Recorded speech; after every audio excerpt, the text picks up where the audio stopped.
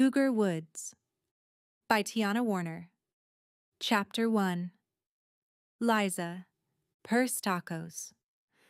Liza watched the lush British Columbia coast drift away out the window.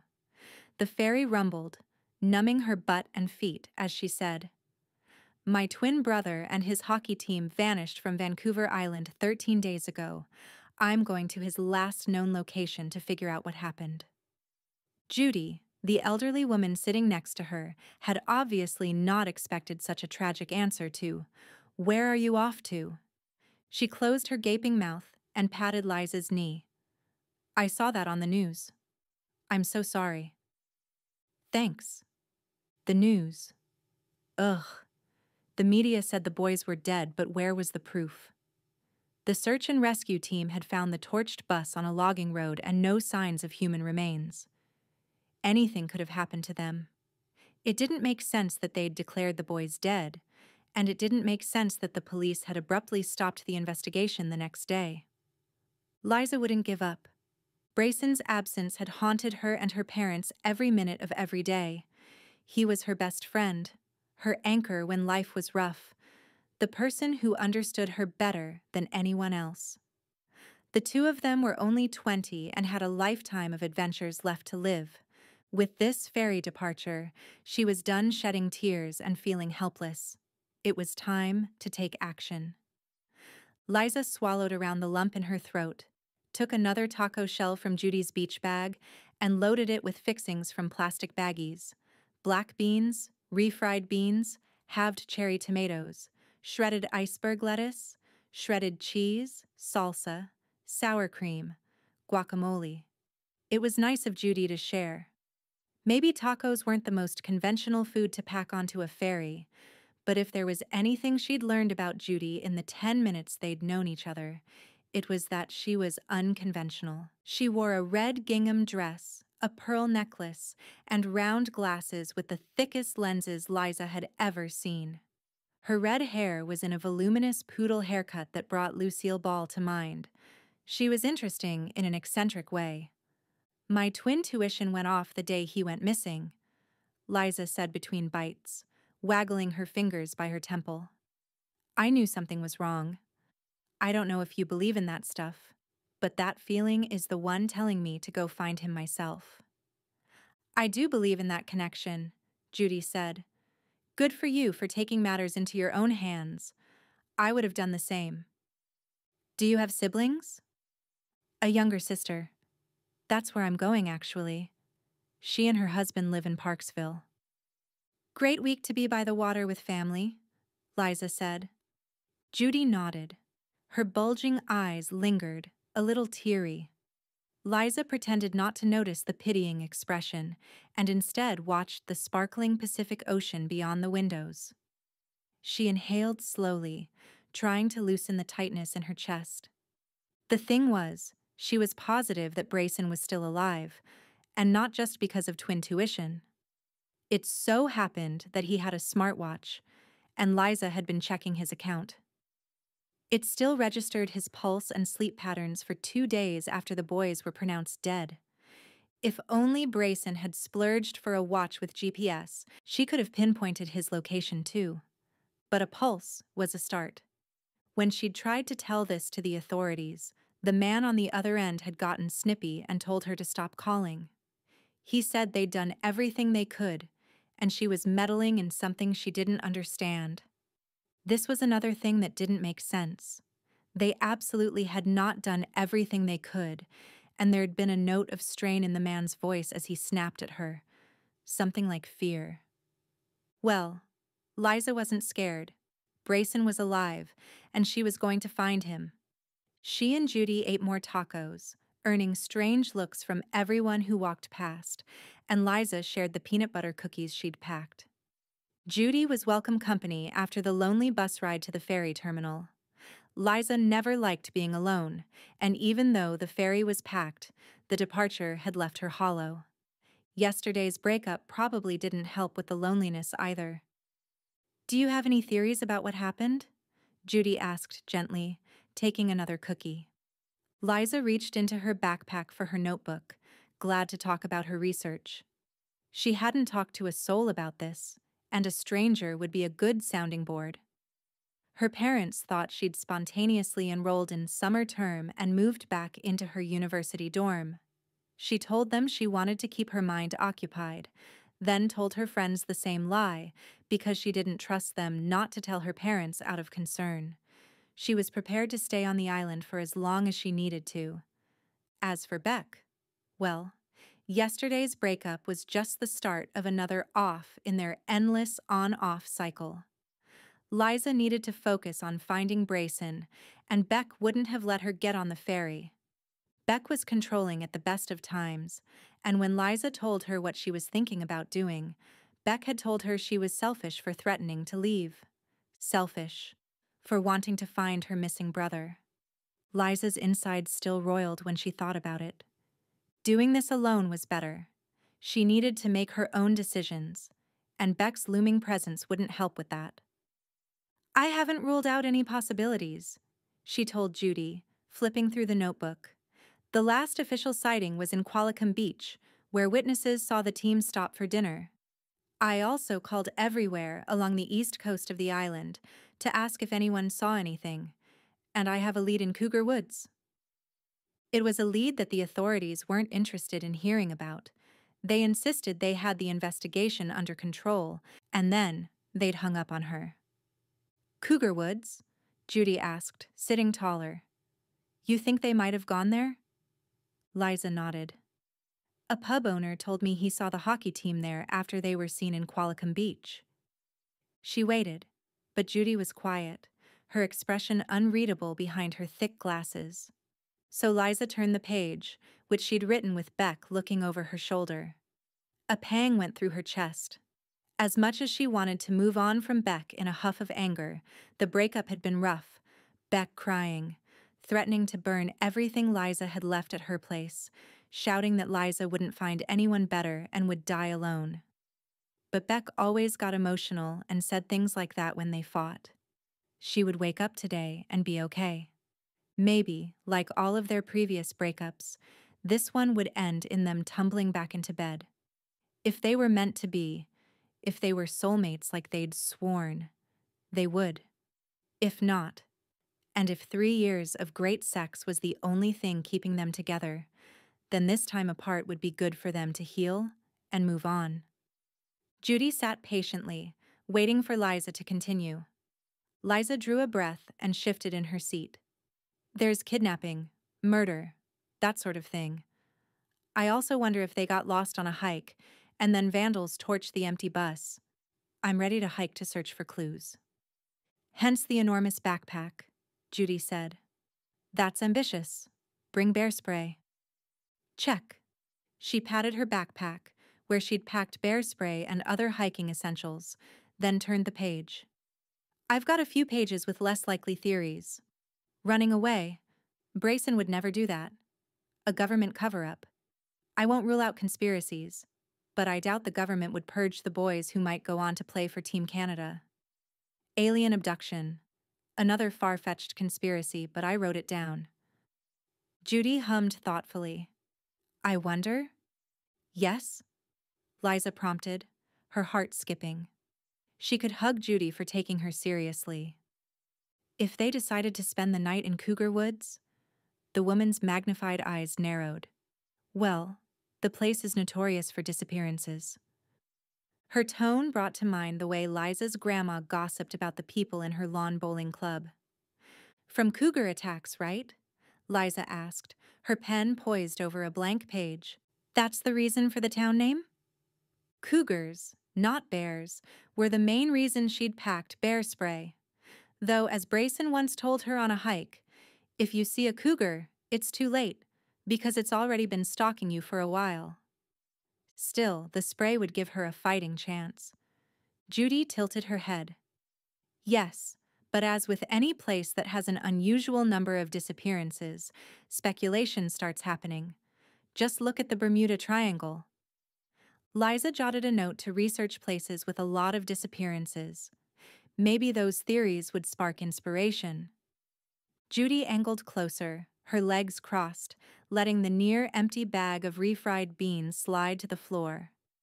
Now, Cougar Woods could have a serial killer responsible for all of this, or there could be a natural phenomenon at play.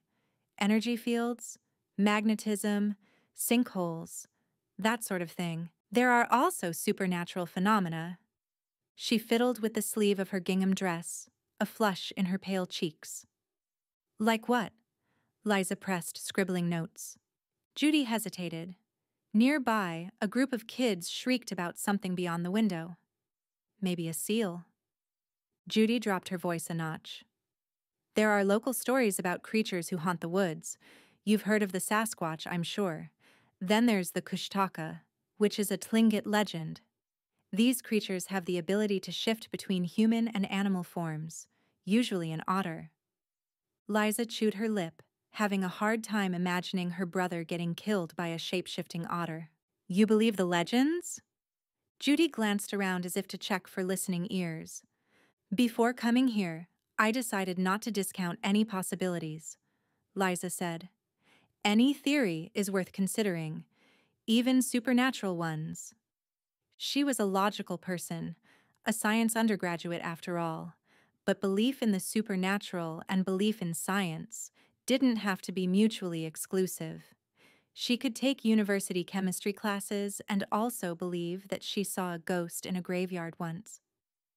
When I was about your age, Judy said, I was hiking on the island and I saw a woman in the woods. She was beautiful, and I mean Hollywood gorgeous, like a vision.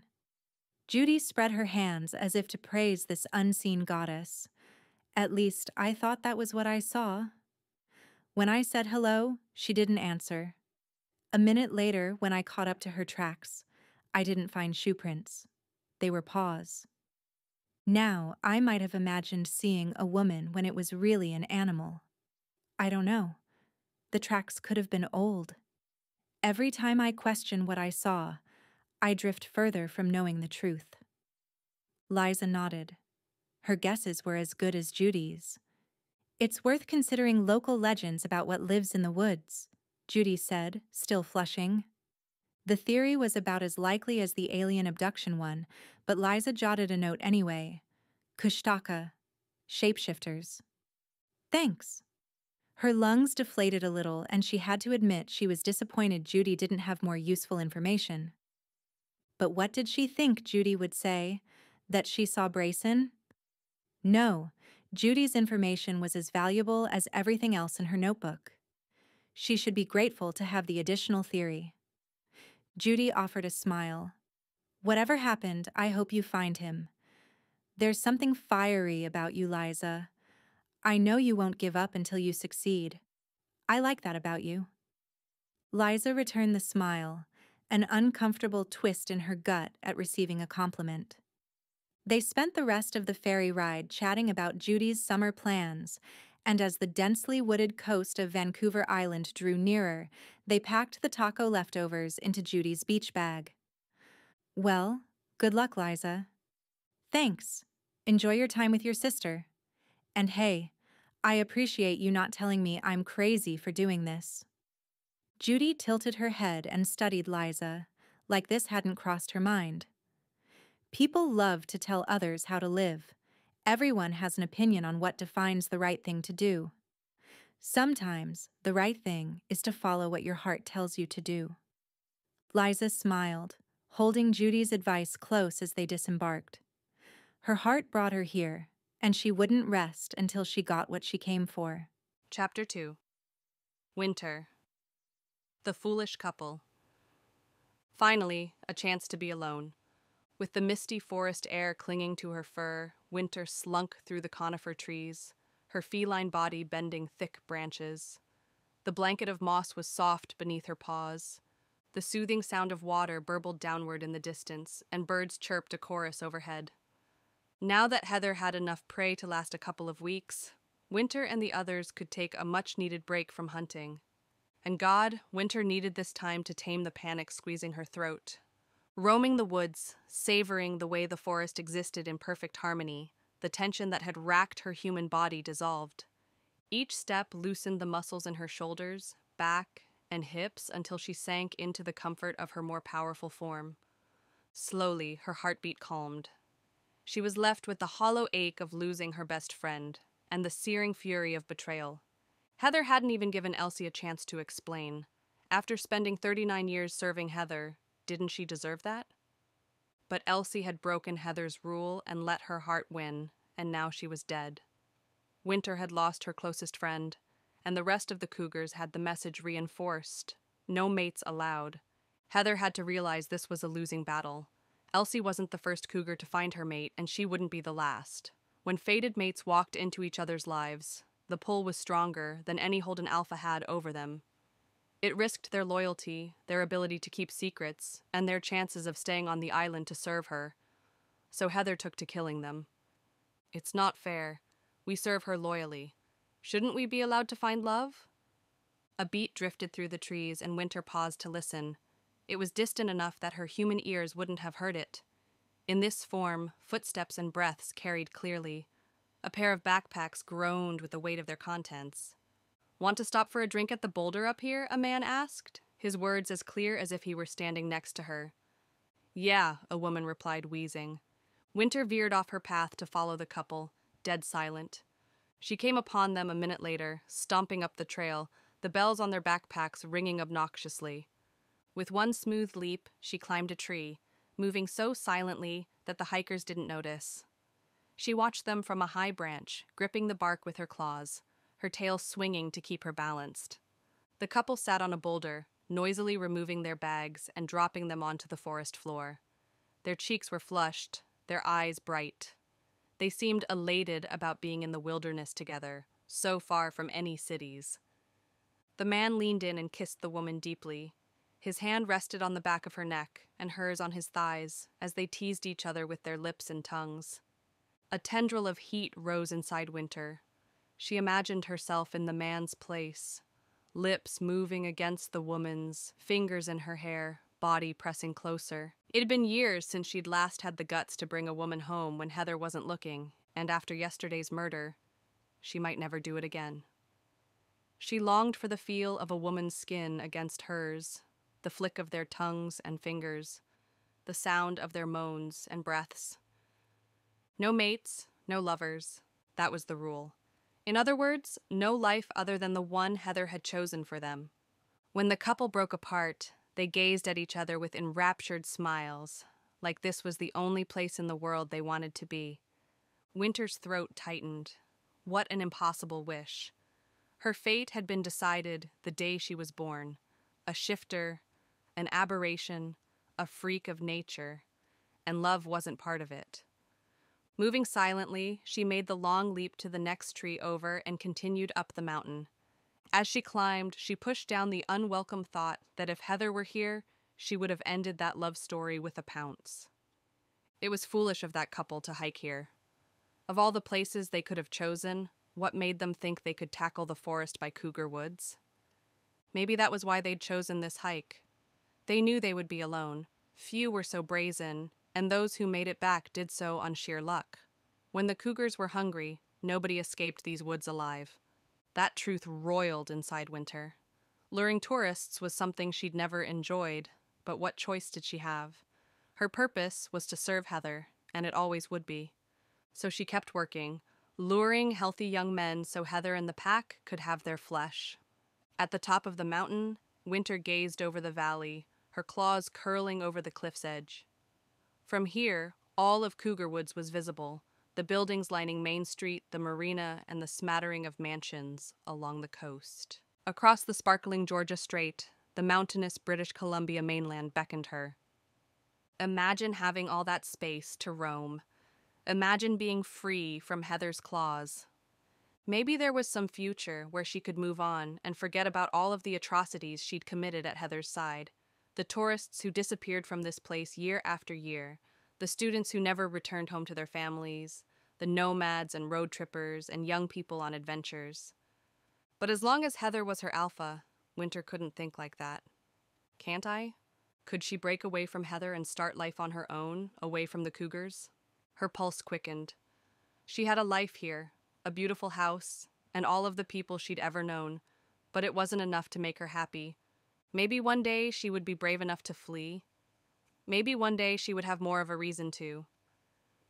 For now, the sun was dipping lower on the horizon, and Heather needed her back in town. Something about a girl coming from the mainland to pry into what had happened to the hockey team.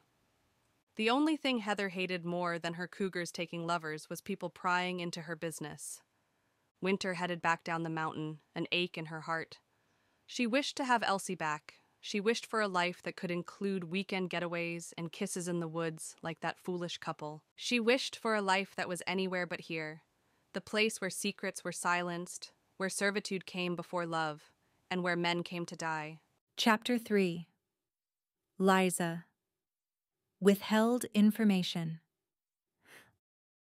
Liza was the only passenger to step off the bus in Cougar Woods. The others watched her go with silent interest before the doors shut, and the bus continued up the winding coast. She checked the map on her phone to get oriented, then set off on foot toward her vacation rental. Cougar Woods was a cute, clean beachfront town, with every storefront sign referencing its namesake animal. The town had the highest cougar population in the world. Of the hundreds that prowled Vancouver Island, most sightings happened around here. A door swung open in front of Liza, and a 40-something-year-old woman with wavy brown hair and beige, sun-kissed skin exited the bank. She wore ripped jeans and a yellow crop top that showed off her toned legs, arms, and midsection. Liza stepped sideways so they wouldn't collide. "Sorry," she said, breathless. The woman ignored her and continued on, her hips swaying as she strode toward a white sports car. Her stilettos clicked on the sidewalk.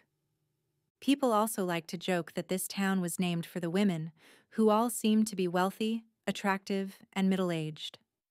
The town was an oasis on the BC coast, making it a popular spot for Vancouver's well-off people to build vacation homes. If all of the women in town were going to be that attractive, Liza had no qualms. She continued on with a hand over her heart, trying to calm her gay panic. She arrived at her rental, a tiny outbuilding behind a mansion. The ad called the suite a studio, but it was actually a converted shed. As she stood in the middle of the room, she was one step from the bed, toilet, shower, and kitchenette. It was cheap, but charming and trendy, with potted succulents suspended in nets, vintage books on minimalist floating shelves, and an oar with feathers painted on it. She dumped her pack on the bed and changed into the only nice outfit she'd brought, a high-collared white blouse and green trousers. The first order of business was an interview with Jim, the pub owner who'd seen the hockey team. Beyond this meeting, Liza's plans were wide open, but hopefully, the next step would become obvious after talking to him. In the narrow mirror behind the door, she looked barely presentable. The blouse had gotten wrinkled on the trip, and she should have brought nice shoes. All she'd packed were runners. She fixed her ponytail, letting a couple of dark locks frame her face, and added another layer of mascara. Then she packed her wallet and phone into her purse and set off back into town.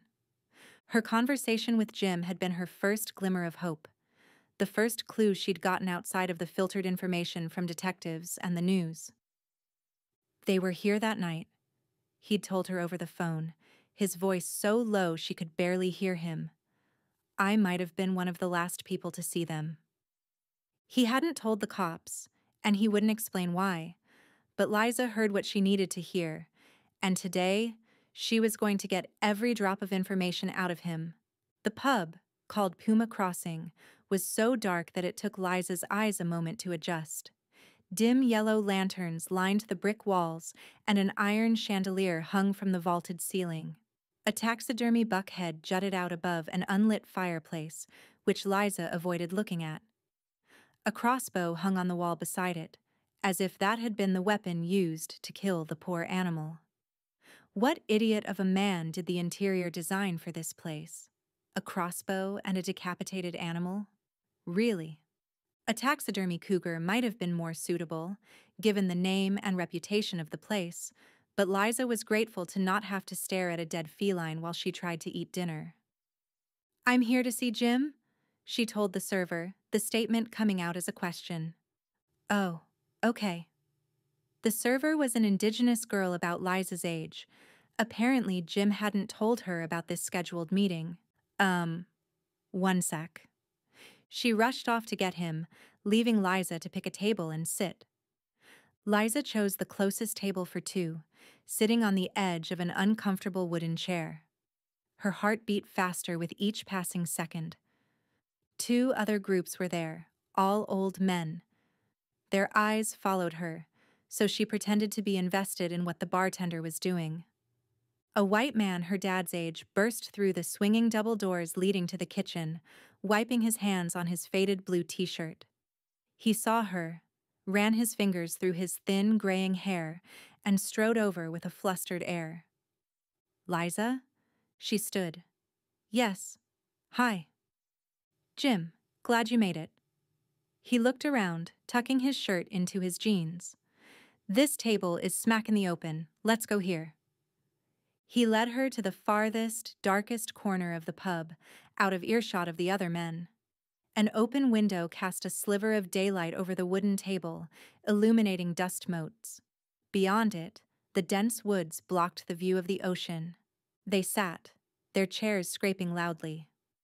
A sheen of sweat shone on Jim's pale brow, hopefully because he was working hard, and not because he was nervous about what she was here to discuss. "You want food?" he asked, waving over the server. "Suzanne, a burger for me, and whatever the lady wants." Thanks," Liza said, looking down at her lack of menu. "Maybe a grilled cheese?" "You got it," the server said. Jim's gaze wandered as if he were taking inventory of the people in the pub. A breeze from the window rolled in, raising the hairs on the back of Liza's neck. "Thank you for meeting me," she said. "You're the first person I've been able to get information from." He fiddled with his napkin, tearing it with trembling fingers. Sure. Like I said, the boys came here in the evening." Liza pulled her notebook and pen from her purse. "Do you mind if I take notes?" He hesitated. "Go ahead." His gaze lingered on the cover of her notebook, which sent a pang through her chest because Beck had given it to her and engraved their initials in the top corner. It was faux leather with the beautiful silhouette of a black-tailed deer on the front. When Beck was feeling affectionate, she liked to tell Liza that she had doe eyes, and when she was feeling pissy, that she looked like a deer in headlights. After filling the pages with details of Brayson's disappearance, Liza was beginning to hate this notebook. "Did you talk to any of the boys that night?" she asked Jim. "No, except to serve a few drinks. I don't know if they were planning to stay in town overnight or if they were just stopping for a couple of hours to party. But they came in and ordered a bunch of drinks. Round of shots. Jaeger bombs. You know." Liza jotted down his rushed words, her nerves making her handwriting messy. "Do you remember what any of the boys looked like?" "Young frat boy types. Said they were a hockey team." She tried not to take offense at someone lumping her brother in with the frat boy type. He was anything but that. "Did you see one who looked like me?" she asked, not beating around the bush. Jim looked closely at her, his beady gaze darting over her features. She and Brayson had spent their lives answering questions about their heritage. Their mom's side was German and their dad's was Japanese, giving them features that the older generation loved to ask about. Jim would remember Brayson, wouldn't he? But he shook his head, and her heart sank. "Lot of people here that night. Maybe. I'm not sure," he said, frustratingly detached. Liza was trying not to hate this guy, but he wasn't helping his case. First, he'd withheld information that might have helped guide the search for Brayson. Now, he didn't seem sympathetic about her brother being among the boys he failed to remember. The fact that anyone could forget about Brayson made her eyes burn. She drew a steadying breath. "Did anything odd happen that night?" "No, but the boys started getting friendly with a group of women." Liza raised an eyebrow and waited for him to go on, her heart skipping. "Now, I don't judge my customers. Hell, I had my share of ladies back in the day. But I will tell you..." He swiped a palm over the table as if to clear it of dust. These women were a lot older than the boys they were hitting on. I'd give it a 20-year age gap. These would be the women this town was notorious for. Do you know anything about them? Liza asked, her pen ready. They're regulars. Good customers. He paused. There's a but in there, Liza said. Jim leaned forward, then back again, his chair creaking. Look, I've seen these women leave with young men before.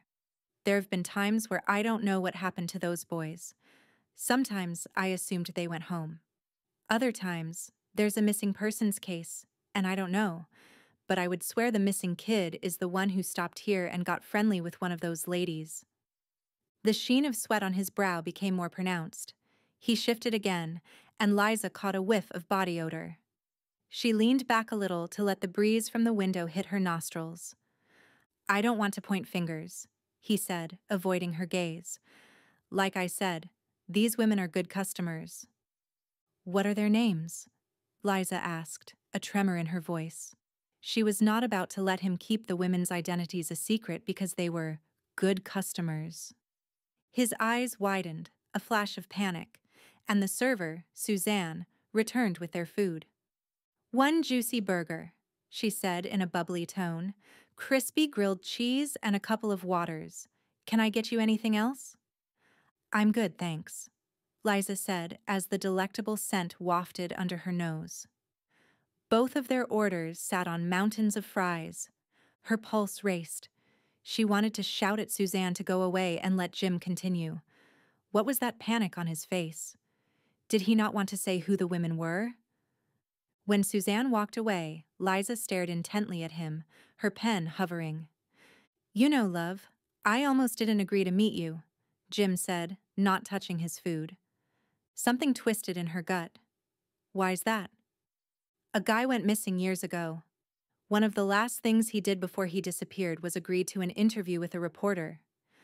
Was in here boasting about it, saying he was going to tell the reporter that the authorities failed at their job and that he knew something.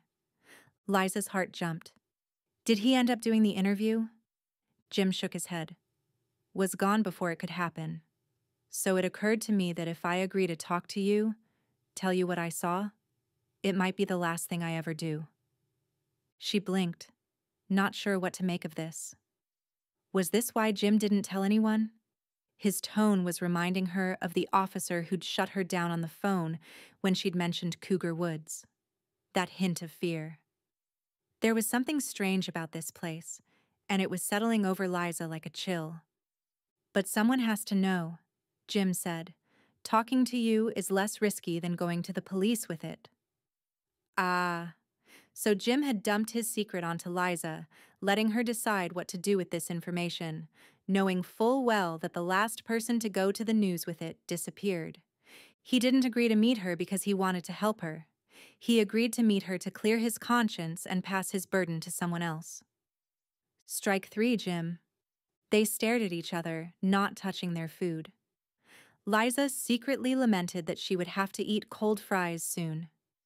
The pub brightened as the door swung open, and 3 women entered. Jim whirled around so fast that he knocked his cutlery off the table. At the clatter, the women's gazes snapped their way. The one on the right was familiar. The same gorgeous brunette Liza had nearly crashed into earlier. Round of the usual, the one in the middle called brightly. She looked older than the other 2, maybe in her late 50s, light-skinned with sandy, shoulder-length hair styled in beachy waves. Her lips were dark, her eyeliner thick and black. She wore a tiny leather vest that revealed a lot of cleavage and stomach, which she pulled off like a model. Jim jumped to his feet, abandoning his burger and fries. Ladies, come in. Have a seat. 3 Caesars. Coming up. His voice had an unmistakable quaver. Liza's gaze shifted to the 3rd patron, and her breath caught, like the woman had taken all the air out of the room. Her gaze pierced Liza, her eyes taking on a golden glint in the dim light. She was tall and fit, wearing a white tee, jeans, and a flannel shirt tied around her waist. She had smooth, bronze skin and straight, dark hair that fell past her shoulders. Her dark eyeliner was so perfect that it looked like it was part of her. She looked to be about 40 and stood with the confidence of a well-established woman. In other words, way out of Liza's league. Beautiful wasn't a strong enough word to describe her. She was surreal, a vision, more stunning than anyone had the right to be, and Liza had never had anyone knock the breath out of her quite like this. Chapter 4. Winter. Stealing burgers. Something about the young woman beckoned to Winter irresistibly, like a conversation that needed finishing. A flutter went through her chest as they made eye contact across the pub. Why did she look familiar? Liza, Jim had called her. If only Liza knew that when Heather set eyes on her a moment ago, her fate was sealed. The thought of this young woman's life ending today settled uneasily over Winter, like a storm cloud. She tried to ignore this feeling. She wasn't supposed to care what Heather planned to do with her. At the prolonged eye contact, Liza dropped her gaze and fidgeted with her sleeve. Blushing. Cute, Winter thought, the word coming unbidden. Now it was her turn to blush. This was not the time to think that. Thankfully, Heather was too busy watching Jim to notice Winter's lingering attention. She and Mel approached the bar to chat with Jim while he made their drinks.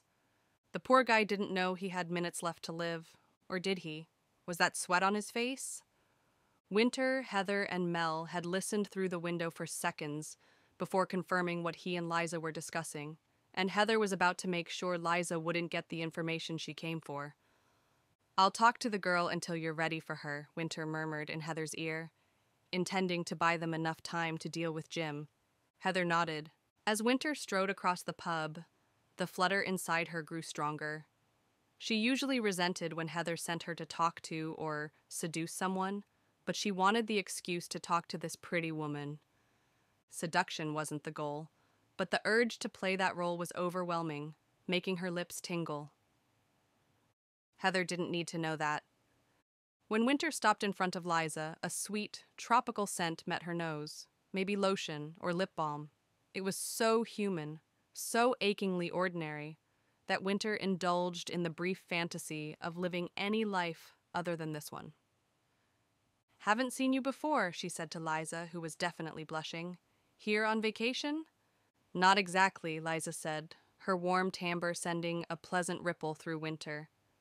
"People don't come here for much else." Liza's gaze traced up and down Winter in a way that unleashed a new wave of butterflies. "I heard the company around here is nice." Winter bit her lip. Was that flirting, or was she just being sassy? God, she was cute. "So, you came for the company?" Liza hesitated, running a finger over the condensation on her glass.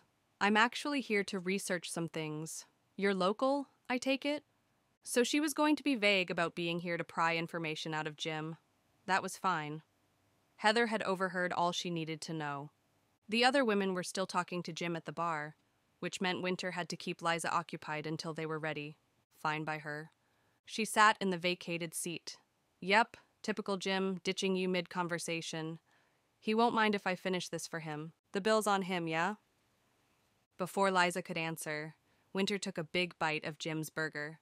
It was decent. Not as good as a fresh kill, but it was meat all the same.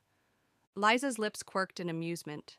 She had such a pleasing shape, the symmetry in her face, the curve of her lips, the angle of her cheekbones, the way her dark ponytail sat at the crown of her head, and wayward strands framed her round face. Her eyes were a deep, rich brown. "I'm Winter." "Winter. That's pretty. I'm Liza." "Liza," she said, savoring the word on her tongue. Liza's gaze lingered, and Winter would have given the rest of her burger to know what she was thinking. She glanced back at Heather and Mel by the bar, then forced herself to stop checking on them so Liza wouldn't pick up on it. An icy sensation filled her. This was unfair. Liza wasn't wrong to ask questions about the hockey team's disappearance. Heather was a monster for wanting to kill her for it. An unfamiliar urge to protect swelled inside her. She wanted to shield Liza from Heather, which was ridiculous because they didn't even know each other. "You here alone?" Winter asked. "Yep." Liza drew out the word, picking at a groove in the wooden table. "By myself." "There were layers in that," Winter said with an almost laugh. You recently single or something? Sort of. A hint of frustration pulled at Winter's insides. How is a person sort of single? Suzanne appeared and dropped off her Caesar, bright red with a skewer of olives and bacon across the top. Want a sip? Winter asked, offering Liza the straw. Liza shook her head. Not into the whole clam juice thing. Bite of bacon? Again she shook her head. Vegetarian. What would that be like, having the liberty to say no to meat? Then a Caesar would be a poor choice of drink, Winter said. Anyway, who are you sort of dating? I've been off and on with the same girl since high school. We're off, right now. Winter's heart flipped at the word girl. I see. And do you expect you'll be on again? Liza hesitated, then said, This is a lot of questions. My turn. Are you married? Kids? Winter grinned. No and no. Just me in a big house. Here? Wow, you must have a good career. It pays, Winter said noncommittally.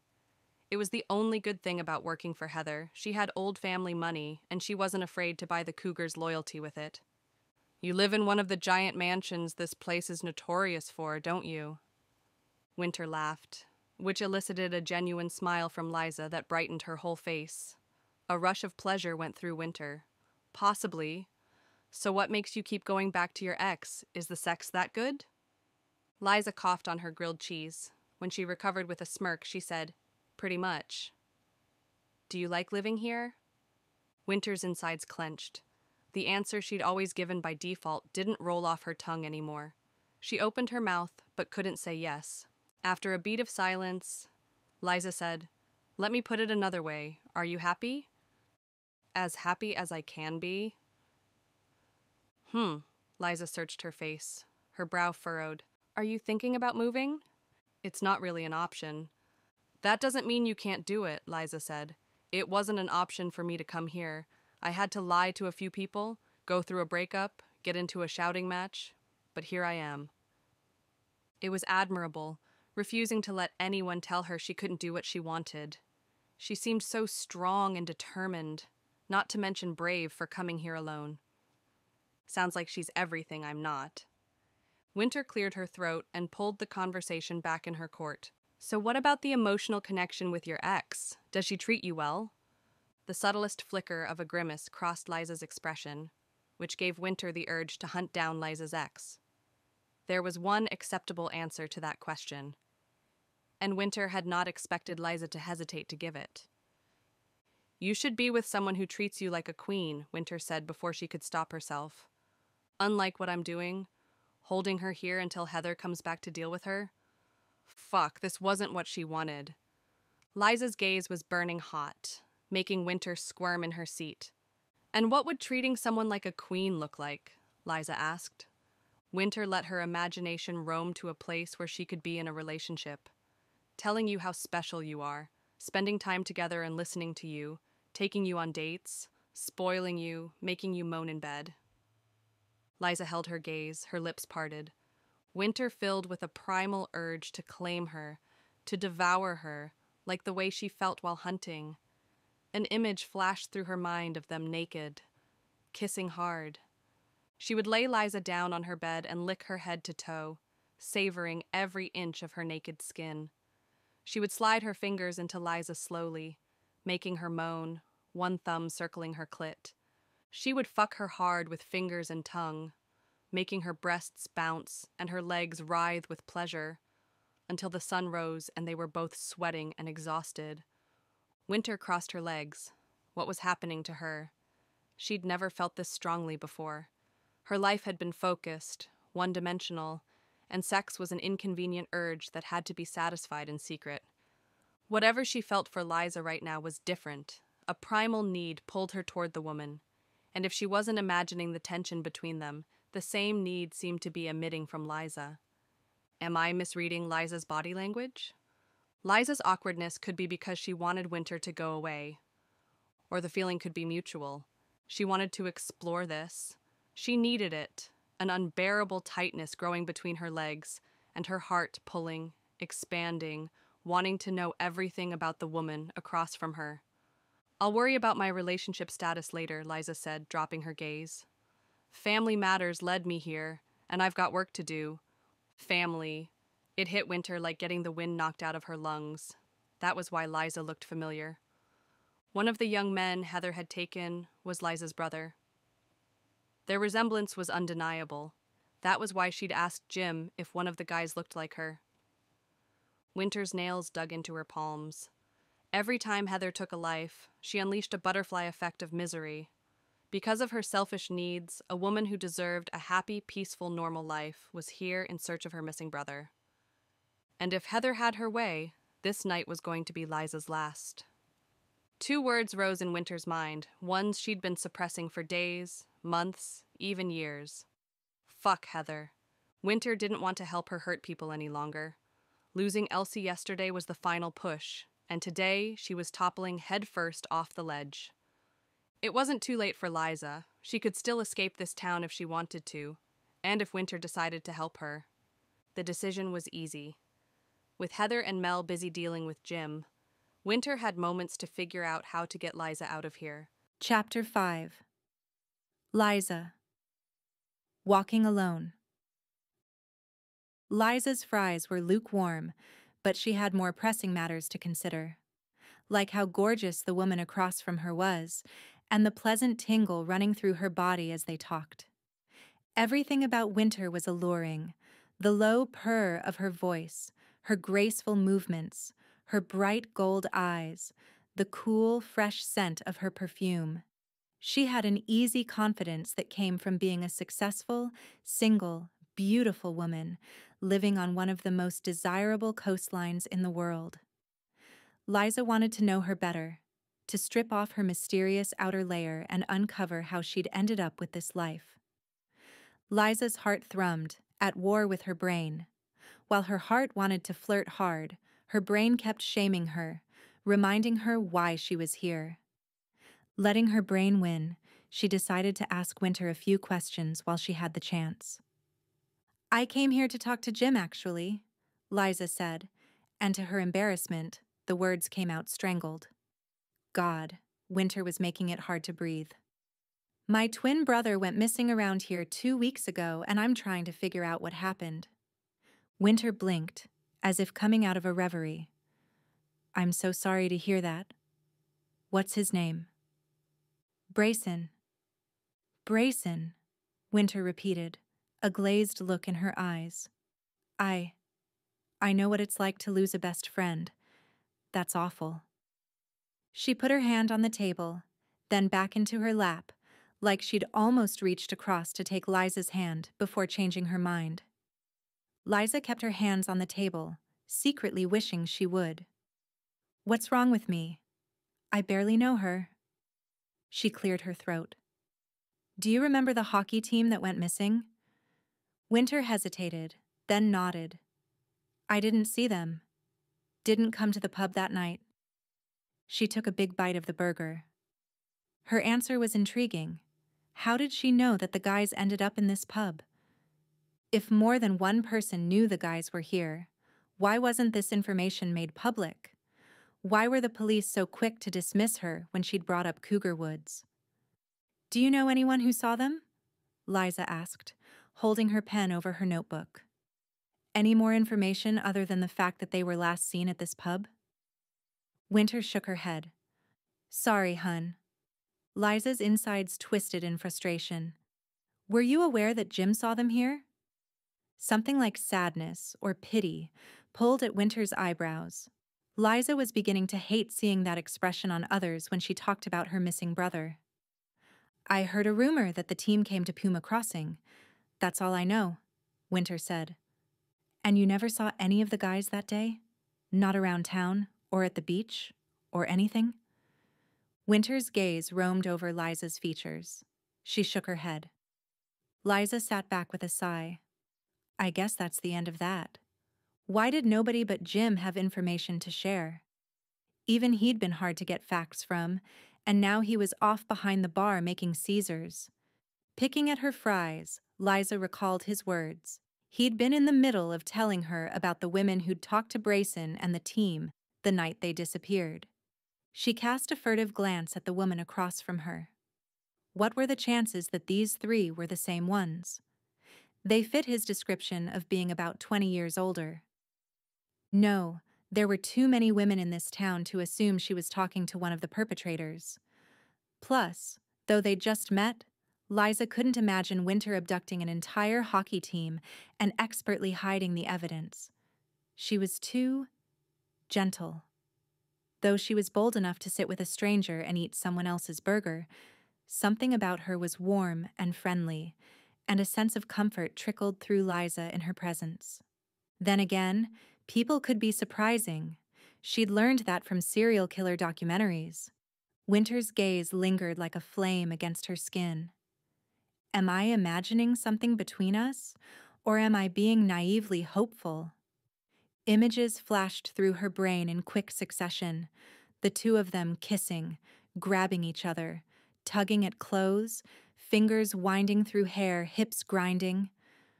She imagined lifting Winter's shirt and freeing her breasts from her bra, bending to take her nipple in her mouth, swirling her tongue, making Winter gasp and beg for more, reaching into her underwear, feeling how warm and wet she was, fucking her until she screamed Liza's name. Across the bar, a man laughed at something his companion said, and Liza snapped back to reality. Holy shit! Where had her brain gone? It was like she'd totally lost control of herself. What is she doing to me? But even as she fought to get a hold of herself, her mouth watered. The urge to leap across the table and pull Winter into a kiss was almost unbearable. She'd never been like this about anyone, not even Beck. And now, of all times? Shouldn't her brain have been focused on more important things? This was completely inappropriate. She checked the bar, determined to get more information out of Jim. She had to know more about the women who'd talked to the hockey team that night. He wasn't there. Was he making himself too busy to continue the interview? Winter's two companions had disappeared too. The burning discomfort of rejection filled her. This was so rude of him. He isn't getting away this easy. I came all the way here, and I'm going to finish that conversation. Listen, Jim probably isn't coming back, Winter said apologetically, apparently noticing the same. You should go before it gets too late. Do you have a ride? Too late? What qualified as too late? Liza nodded, though she'd planned to walk back. Thanks. I've got some research to do tonight anyway. Research. And then she'd be back tomorrow for Jim. She stood, stretching. Her shirt lifted, and Winter's gaze flicked to the bare skin at her stomach. Liza pretended not to notice, but heat licked through her. She'd been into women for long enough to know that Winter definitely thought she was attractive. The way she'd been biting her lip, that fiery look in her eyes, her gaze lingering in all the right places. Now what do I do about it? The answer, of course, was nothing. She had investigating to do, and when she went home and left Winter behind, she would probably end up back with Beck, as she always did. She would ignore the way this conversation left her wondering what other relationships might be like, and who was out there, and how other partners might treat her. It was nice meeting you, Liza said. Likewise. Both of them paused. In truth, Liza didn't want to stop talking to Winter. She'd been refreshing amid all of the stress, but it was time to go. It was already dark out. Safe trip back, Winter said. I'm going to track down my friends. She got up and strode quickly across the pub toward an emergency exit. Weird and disappointing. They might have just met, but Liza would have liked a longer goodbye after that conversation. Maybe a promise to meet up again while she was here. It was nice to have somebody to talk to in this lonely town. Flustered, she grabbed her purse and flagged down Suzanne on the way out. Hey, can you tell Jim I'll be back tomorrow to finish our chat? Sure thing. Safe drive home. Everyone was assuming she drove. Maybe that was the norm around here. It would be safe to walk back at this hour. Right? Liza stepped outside and into nightfall. The sun had long set, but the vacation rental was only a 20-minute walk. I'll be fine. Leaves rustled and crickets chirped. A cool breeze raised the hair on the back of her neck. Damn it, she should have put that bear spray in her purse. The street was pitch black and dead quiet. She took out her phone and used the flash to light her path, a chill rippling through her. Of course there wouldn't be street lamps, traffic, and ambient light from businesses. She was in the middle of the wilderness in a town that had one gas station. Ugh, I'm such a city girl. A chill rolled up her spine, like her body was responding to a threat that hadn't reached her brain. This was a bad idea. She spun around, debating whether to run back to the pub and ask if this town had any form of taxi service. She'd walked far enough that the pub was a dim glow down the street. The only sound was the distant hiss of waves against the rocky shoreline. Something moved beside the road. Heart slamming into her ribs, Liza shone her phone's tiny light on it. Was that a tree swaying in the breeze, or— "Hello?" Liza said, but she knew before the word came out that it wasn't a person. That shape was an animal, slinking through the bush toward her. Liza stumbled back, gasping. In the shaking light from her phone, a pair of yellow eyes gleamed. Fangs, tan fur, a feline body, fresh blood dripping down its front. Every hiker's worst nightmare was stalking her, crouched and ready to pounce. If you see a cougar, it's too late. Based on the glinting fangs, the low hiss, and the stance of the predator before her, it was too late to run. Liza was about to die in the jaws of a cougar. Chapter 6. Winter. A safe place. Outside the pub, Winter scanned for signs of Heather and Mel. She just had to keep them occupied for long enough for Liza to get back to wherever she was staying. Heather and Mel weren't there, and it was too dark to see beyond the floodlight bathing the loading area. The night was dead silent except for the hissing waves in the distance. "Shit," Winter said under her breath. She listened for the sound of Liza starting her car, but nothing came. Around the corner, Liza set off on foot down the side of the road. Winter groaned. Why had she assumed Liza drove here? Of course, someone her age might not be able to afford a car. The simple mistake roiled inside her, a reminder of how out of touch she was with the real world. Normal people don't drive luxury electric cars they bought with money earned from killing. In her periphery, a red smear glinted on the pavement. Her heart leaped into her throat. "Heather," she whispered, her pulse picking up. Blood trailed from the parking lot into the woods. She followed it, picking up speed until she was sprinting, but she only had to go a few steps into the trees to find the source. Jim's corpse was on the forest floor, blood pooling around him. Deep claw marks opened his back to the bone, like he'd tried to run before Heather took him down with a few swipes.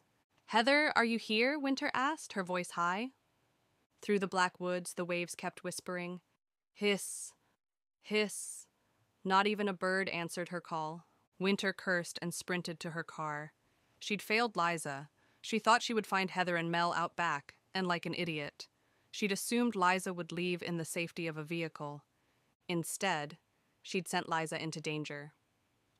Winter started her car and screeched out of the parking lot.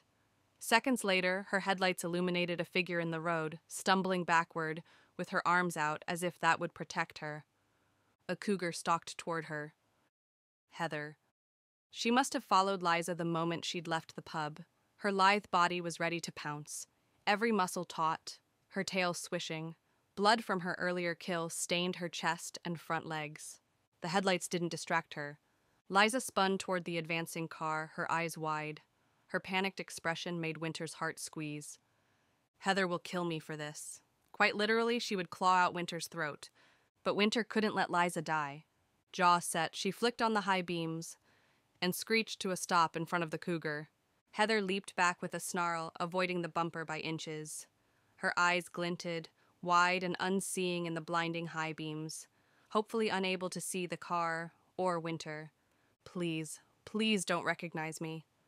Winter leaned over to push open the passenger door. Liza wrenched it open, scrambled in, and slammed it hard, gasping. "Oh my God, thank you. I almost—" "Winter?" She stopped sobbing, apparently too surprised to finish her sentence. Outside, Heather crouched and faced the car, her teeth bared. Winter pushed Liza against the seat. "Sit back and buckle up." As Liza fumbled for the seatbelt, Winter accelerated so hard that they sucked back against the seats. Heather swiped at the car, her nails scraping, and Liza screamed. In under 2 seconds, they were at high speed, curving with the road and leaving Heather without her kill. "Oh my God," Liza said, putting her face in her hands. "I can't believe I almost died." "Thank you, Winter." "Of course," Winter said, numb. Her heart was in her throat. Never before had she gotten between Heather and a kill. She'd always cared more about saving her own skin, and that meant doing whatever Heather said and staying out of her way. "I'm so dead. What was I thinking?" The high beams had worked. Heather almost definitely hadn't seen her. But could she hear through the closed car doors? Did she hear Winter's voice, and Liza saying Winter's name? There was also their scent. Heather might have recognized the smell of the car. There was also the fact that Winter was no longer at the pub. Heather would think it was weird that she left without a goodbye. Fuck. I have some damage control to do. It took a minute for Liza to calm down enough to remember the address to her vacation rental, so Winter slowed their pace and drove aimlessly through the side streets to give her a chance to recover. She turned on Liza's heated seat and played jazz music, which seemed to help. "That was exactly what people warn you about when you go into the woods around here," Liza said, sounding pained. "I'm such a dumbass." "Don't be hard on yourself," Winter said, hating the self-loathing in Liza's tone. The near attack wasn't her fault, not in the slightest. But how could she explain that without telling the truth? After a pause, Liza leaned against the headrest with her eyes closed. "Nice car." "God, you're cool." "Thanks," Winter said, unable to smile.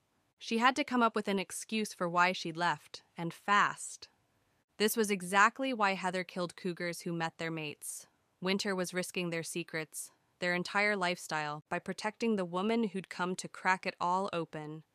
By protecting my mate. The word came into her mind without conscious thought, sending a jolt of realization through her. She gripped the wheel tighter. Could Liza be? No. Winter glanced sideways at the woman in the passenger seat. True, she'd been attracted to Liza the moment they'd met, and she was risking a lot to protect Liza and keep her alive. But was Liza her fated mate? They might be in bigger trouble than she'd thought. "You okay?" Liza asked, her brow furrowed. Winter's stomach swooped as she met Liza's concerned gaze. "I'm fine. I'm happy you're safe." "Thanks to you." Winter's phone buzzed in her pocket, her insides twisted with dread. It was definitely Heather. Winter had been flawlessly loyal for 40 years, ever since Heather took her in as an infant, so maybe there was a chance of being forgiven. She parked in front of Liza's vacation rental, which turned out to be a couple of minutes from the pub, and walked her to the door.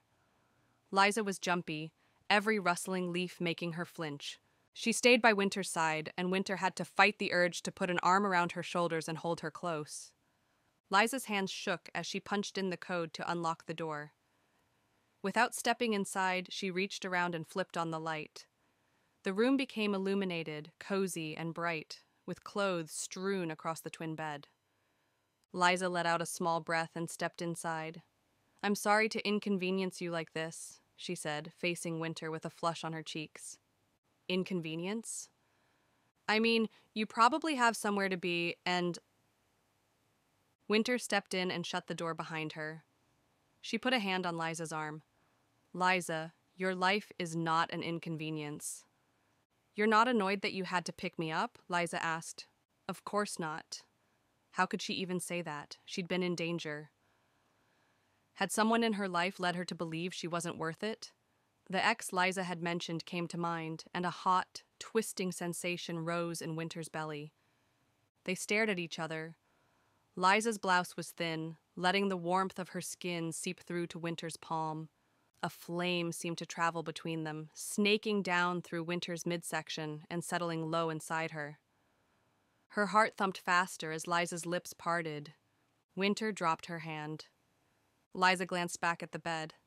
"Sorry it's already a mess. God, you look out of place here." She gave a weak laugh. "This suite is so simple and cheap." Winter's lips quirked at the odd compliment. She'd dressed plainly tonight, but she did take pride in her hair and makeup. "Sorry, was that weird?" Liza asked, her flush deepening.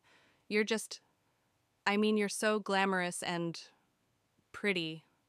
Winter's insides danced. She stepped closer. "Stop. You're apologizing too much." "Sorry." Winter laughed. Standing so close, Liza's sweet scent met her nose. Mango. Winter was out of her head to be attracted to her.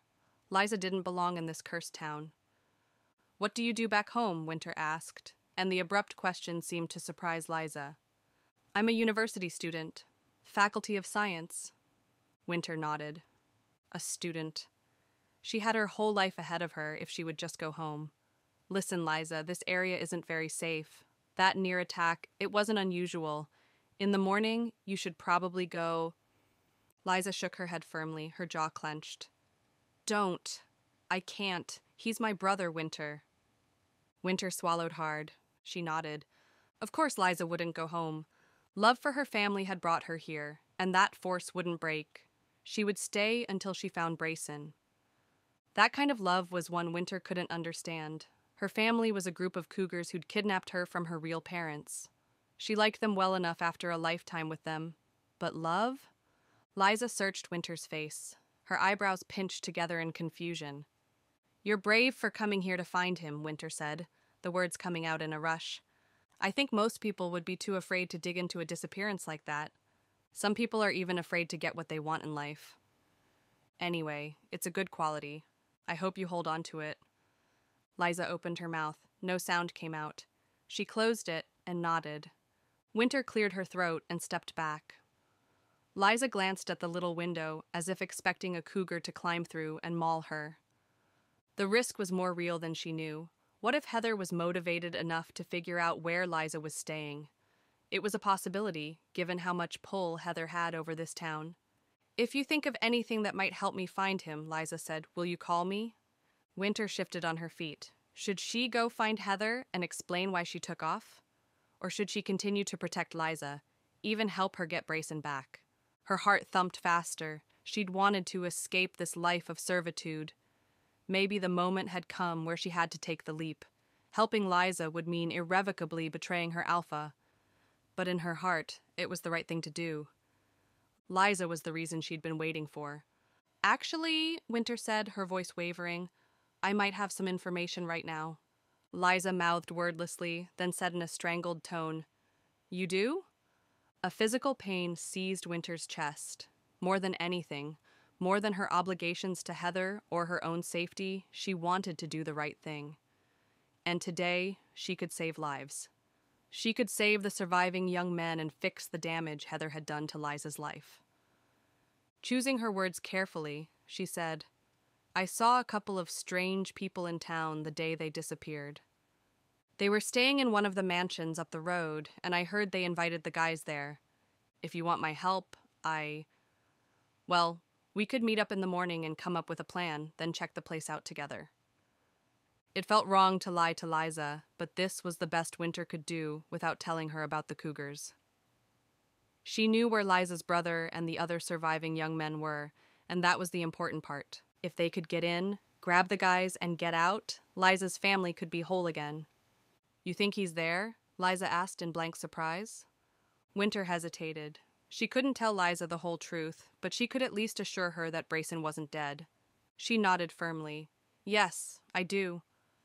Liza's eyes welled with tears, and she buried her face in her hands.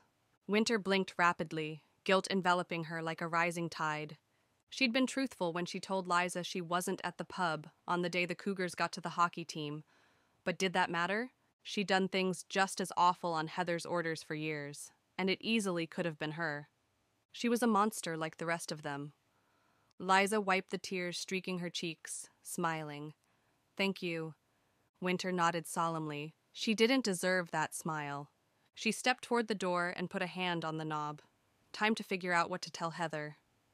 She opened the door and she was almost outside when an irresistible pull made her turn around. She couldn't leave Liza here alone, not when Heather wanted her dead. Heather might already be checking all of the bed and breakfasts and vacation rentals.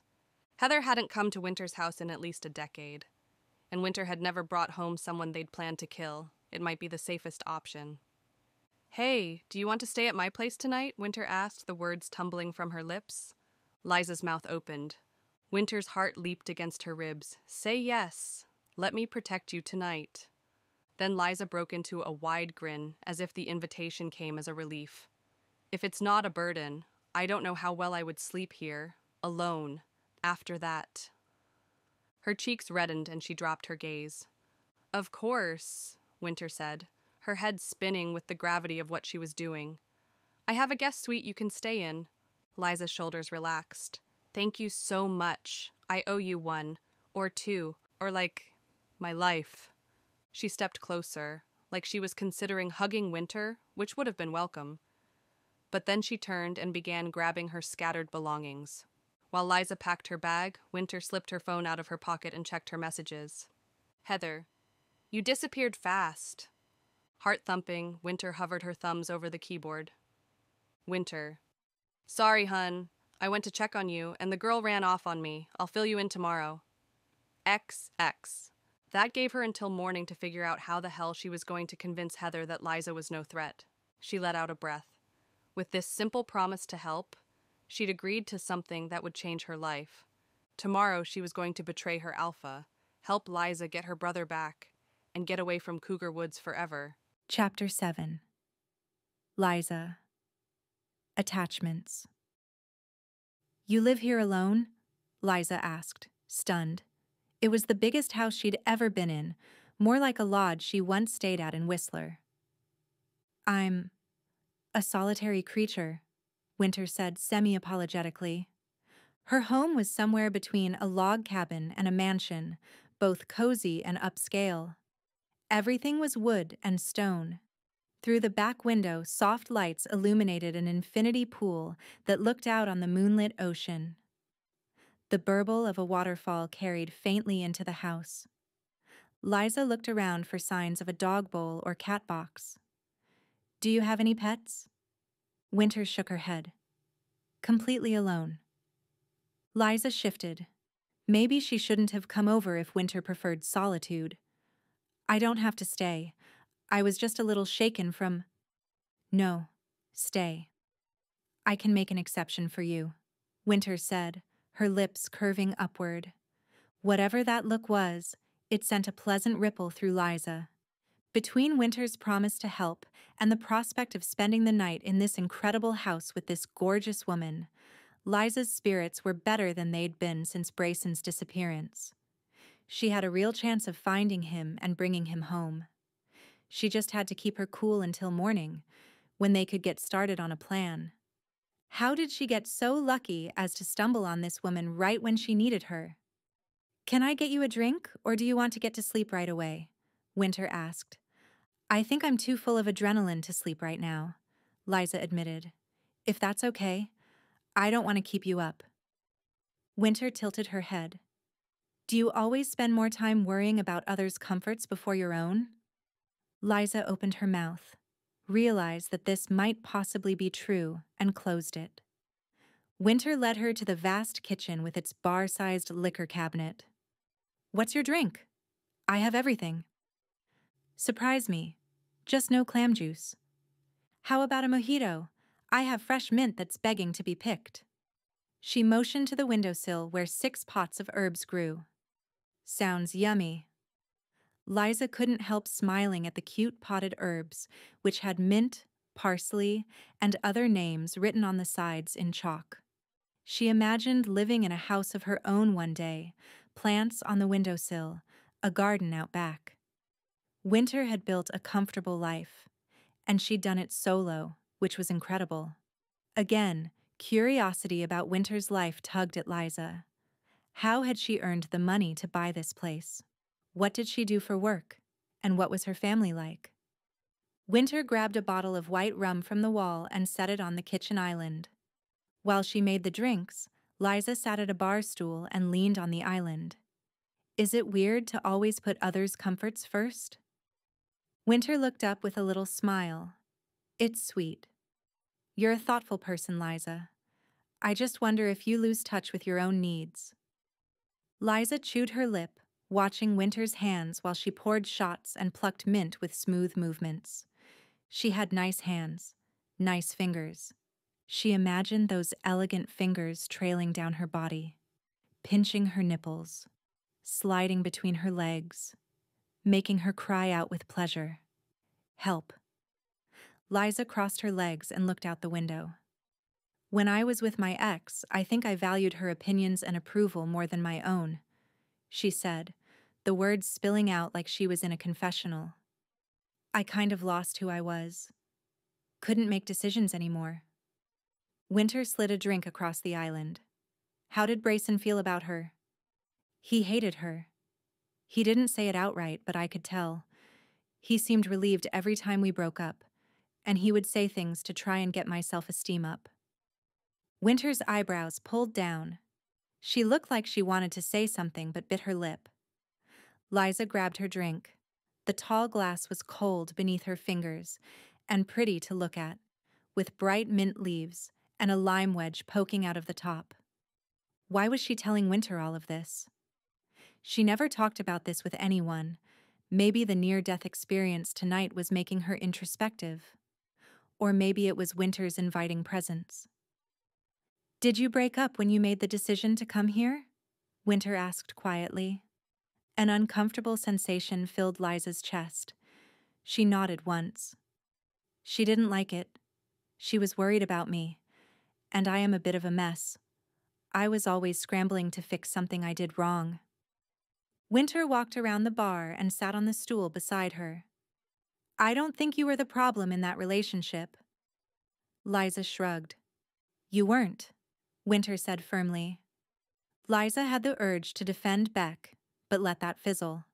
Beck was absolutely manipulative. Liza's mom had once used the word codependent to describe their relationship, which Liza had looked up and then burned with shame.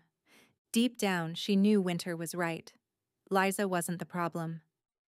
Your ex didn't know what she had, Winter said. You're smart, sweet, cute. You deserve to shine. Liza's heart skipped at the compliment. Her cheeks burned. Thanks. They were sitting close, facing each other on the bar stools, their legs almost entwined. Winter raised her mojito. Cheers. To not dying tonight, Liza said, the image of that cougar's fangs fresh in her mind's eye. Winter hesitated, then met her glass in a toast. The drink was fresh, sweet, and minty on Liza's tongue. What about you? Liza asked, eager to divert the focus from herself for a while. Any exes you had an unhealthy relationship with? Winter took a long sip. I haven't had time for relationships in my life. My job keeps me busy. Anything I've had has been a fling. With who? Women I work with. Liza's heart missed several beats. Women. Interesting that she chose those words instead of just saying co-workers. Like she wanted Liza to know they were women. Nothing seemed more appealing right now than leaning over and kissing Winter. The distance wasn't that far, and yet it seemed like a mile. Winter's perfume beckoned her closer. What is your job anyway? Liza asked, her mouth dry. Winter broke eye contact. She brushed her bottom lip along the rim of her glass. Plump, soft, kissable. An online marketing thing. I won't bore you with it. Listen, we should plan to get to the mansion I was telling you about at dusk tomorrow. Liza tore her gaze from Winter's lips and sat taller at the mention of a plan. I have bear spray and a knife in my hiking bag. Should I bring them? Winter hesitated. Yeah, that's probably a good idea. If we find anything suspicious, we'll go straight to the police, right? Not that the police had been any sort of help so far, but this was getting serious. Again, Winter hesitated. Liza wished she would do all of this thinking aloud. I think we'll have to wing it, she finally said. Liza sipped her drink and was startled to find ice clanking against her lip. Damn, she'd finished it already? She was hoping to make this drink with Winter last a bit longer. Winter checked the clock on the wall. Oof, it's late. She drained her drink and held out a hand for Liza's empty glass. As Liza passed it over, their fingers brushed, and her insides did a backflip. Winter set the glasses in the sink and motioned her to follow. Come on, I'll show you the guest suite. Liza followed her up a curved wooden staircase, silently wishing for an invitation to Winter's bedroom instead. Except that was completely inappropriate. Winter was being nice by offering her a comfortable place to sleep tonight. This was not about sex. The curve of Winter's waist and her undulating hips drew Liza's gaze as they walked. Stop being so uselessly horny. The pleasant haze from the alcohol wasn't helping. Winter led her through double doors and into the guest suite, which was bigger than the two-bedroom bungalow Liza grew up in. Whoa, Liza said, coming to a stop. The vast room was dark and woodsy, with a vaulted ceiling, large windows at the opposite end, a TV and a fireplace against the left wall, and a bathroom on the right. Liza could see a luxurious rain shower and stone floors. The king bed had a high wooden headboard, a plush duvet, and 9 pillows, all earthy tones. A fluffy, cream-colored rug sat between the foot of the bed and the fireplace. Let me know if you need anything, okay? Winter said. Liza smiled, brushing a hand along the soft bedding. You're my savior. Winter dropped her gaze, playing with the flannel shirt around her waist. What was she thinking about that had her so fidgety? I'm glad we met tonight, Liza said in a rush. You're fun to talk to, and I appreciate you offering to help me. I've enjoyed your company too, Winter said. Liza fought the urge to step closer. What was it about this woman? A primal urge was making her want to throw herself at Winter and wrap her legs around the woman's hips. Winter broke their gaze, looking out the dark window. Oh God, did she read my thoughts in my expression? I do want to hear about your job someday. I don't think anything you tell me could bore me. Winter almost smiled. She looked like she was about to say something but stopped, then cleared her throat. If it's cool in here, this fireplace puts off good heat. She brushed past Liza and turned on the fireplace, which made the room cozier. At the closeness, the ache in Liza's belly grew stronger. She needed Winter on top of her. She needed to explore Winter's body with her hands and mouth. To toy with her nipples, kiss her inner thighs, taste every inch of her. But I'm supposed to be with Beck, she thought, a pathetic protest. The thing was, the desire she felt was more than physical, and she'd never felt this strong of an emotional pull toward Beck. Maybe it was part of the unhealthy hold Beck had over her. Maybe she'd gone along with the motions of their relationship because it felt like the only thing to do, but this was what it should have felt like. She wanted to know Winter, to ask intimate questions, to understand who she was. With Winter, Liza felt more alive than she had in years. She felt accepted, because more than once this evening, Winter had elevated her instead of crushing her. Maybe it was time to make this breakup with Beck the last one. They'd been on and off so many times, but if they were meant to be together, wouldn't they have found a way to make it work without all of the drama? Wouldn't Liza be missing Beck every moment she was here? Liza wanted someone established, confident, mature. Someone who had her life together. With Beck, all she got was unhealthy attachment mingled with insecurity and gaslighting. Since meeting Winter, she'd gotten a glimpse of what she wanted in a woman. And fuck, she wanted her badly. Chapter 8. Liza. Feral. Liza stepped closer to Winter, coming to a decision. They couldn't do anything productive until morning, which meant tonight was open. I guess I'll get my PJs on, Liza said. Can you help me unzip this? The clasp gets stuck. She pointed to the back of her neck, where the little zipper on her blouse provided a feeble excuse to bring Winter closer. She'd unzipped it herself countless times. Sure, Winter said in a would-be casual tone. Liza's heart pounded. She turned around, moving the ponytail off the back of her neck. As she'd hoped, Winter took several seconds longer to unzip it than she needed to. Her fingers grazed Liza's neck and down her back, making Liza tingle between her legs. "Thanks," she said, turning around before Winter could step back. They were nose to nose. Winter's breath tickled her face. Liza bit her lip. Winter was a couple of inches taller, so Liza had to incline her head to meet her gaze. God, those eyes. She'd never seen anyone so captivating. Winter's breath hitched. Her hungry expression left no room for questioning. They moved in unison, stepping in, and Liza reached up and linked her hands around the back of Winter's neck. As their lips met, every atom in Liza's body vibrated. Winter tasted sweet and satisfying, like lemonade on a hot summer day. Her lips were soft, and her skin was smooth under Liza's palms. A moan escaped Liza's throat. Oh, kissing her felt good. She'd never tasted anything so sweet. It was like their body chemistry mingled in a way that made kissing her taste better than any drink, any candy, any chocolate in the world.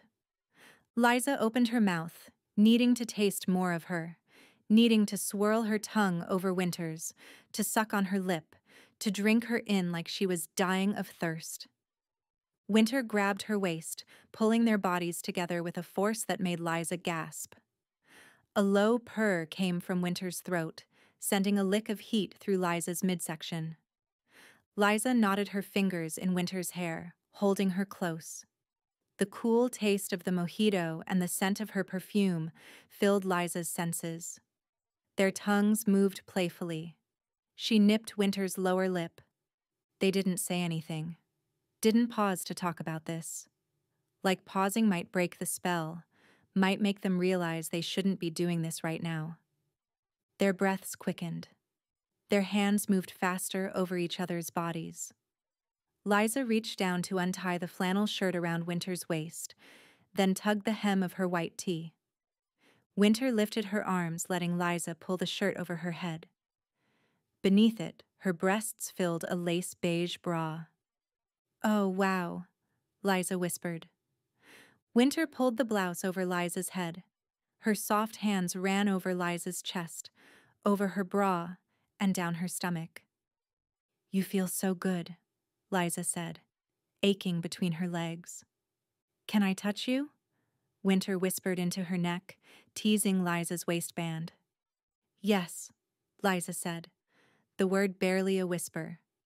Something switched over in Winter, and her soft, golden eyes darkened. The word feral pushed forward in Liza's mind. Winter walked her back until she hit the bed.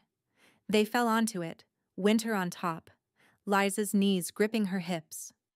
She grabbed Liza and pulled her higher on the bed with a strength that made Liza gasp. She removed Liza's pants in one swoop, turning them inside out, then reached behind her to remove her bra. Liza was naked faster than she could process, panting and wet with need. "Winter." Winter locked her mouth over Liza's, silencing her. She grabbed Liza's wrists and pinned her to the bed, her full weight pressing down, holding her to the mattress. Her lips grazed Liza's, then down her neck, clavicle, and to her nipples. "Oh God," Liza murmured. The way Winter was dominating her drove her wild. Winter nipped at her breasts and sucked on her nipples, swirling her tongue. Her cool breath made Liza shiver beneath her.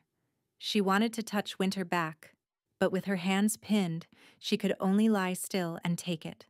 She squirmed, parting her legs. Winter's soft skin brushed against her inner thighs. "Your body is so perfect, Liza. Everything about you is."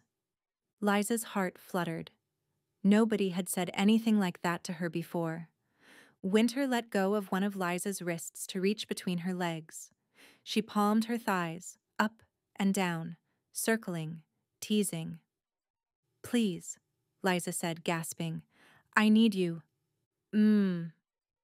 Winter grazed a gentle finger up her clit, making her moan. Dizzy, Liza reached down and unbuttoned Winter's jeans, sliding her hand down until she found that Winter was as wet as she was. Liza. Winter's eyelids fluttered closed as she moved her body in slow waves with the motion of Liza's hand. Her finger traced circles around Liza's clit. Liza spread her legs wider, desperate for more. The weight of the woman on top of her, claiming her, teasing her clit, and the wetness on her hand made her head spin. Another shiver rippled over her, and she moaned, rocking her hips. "I like the way you touch me," she whispered. "You feel so good, sweetheart." She thought she'd had great sex before, but it had nothing on this. She'd never lost control this much, never let her instincts take over in bed. There'd always been something stopping her, an insecurity in herself and her ability to please. But something about Winter's kindness and confidence made all of that fade. She let her body take over, moving her lips, fingers, and hips without restraint. She pushed a finger inside Winter, gently at first. When Winter cried out and pressed her hips closer, Liza moved her fingers with more confidence. She pulled out to rub Winter's clit, then slid back in. Winter shuddered, pressing her teeth into Liza's neck. She made a noise between a purr and a gasp, fisting her other hand in Liza's hair.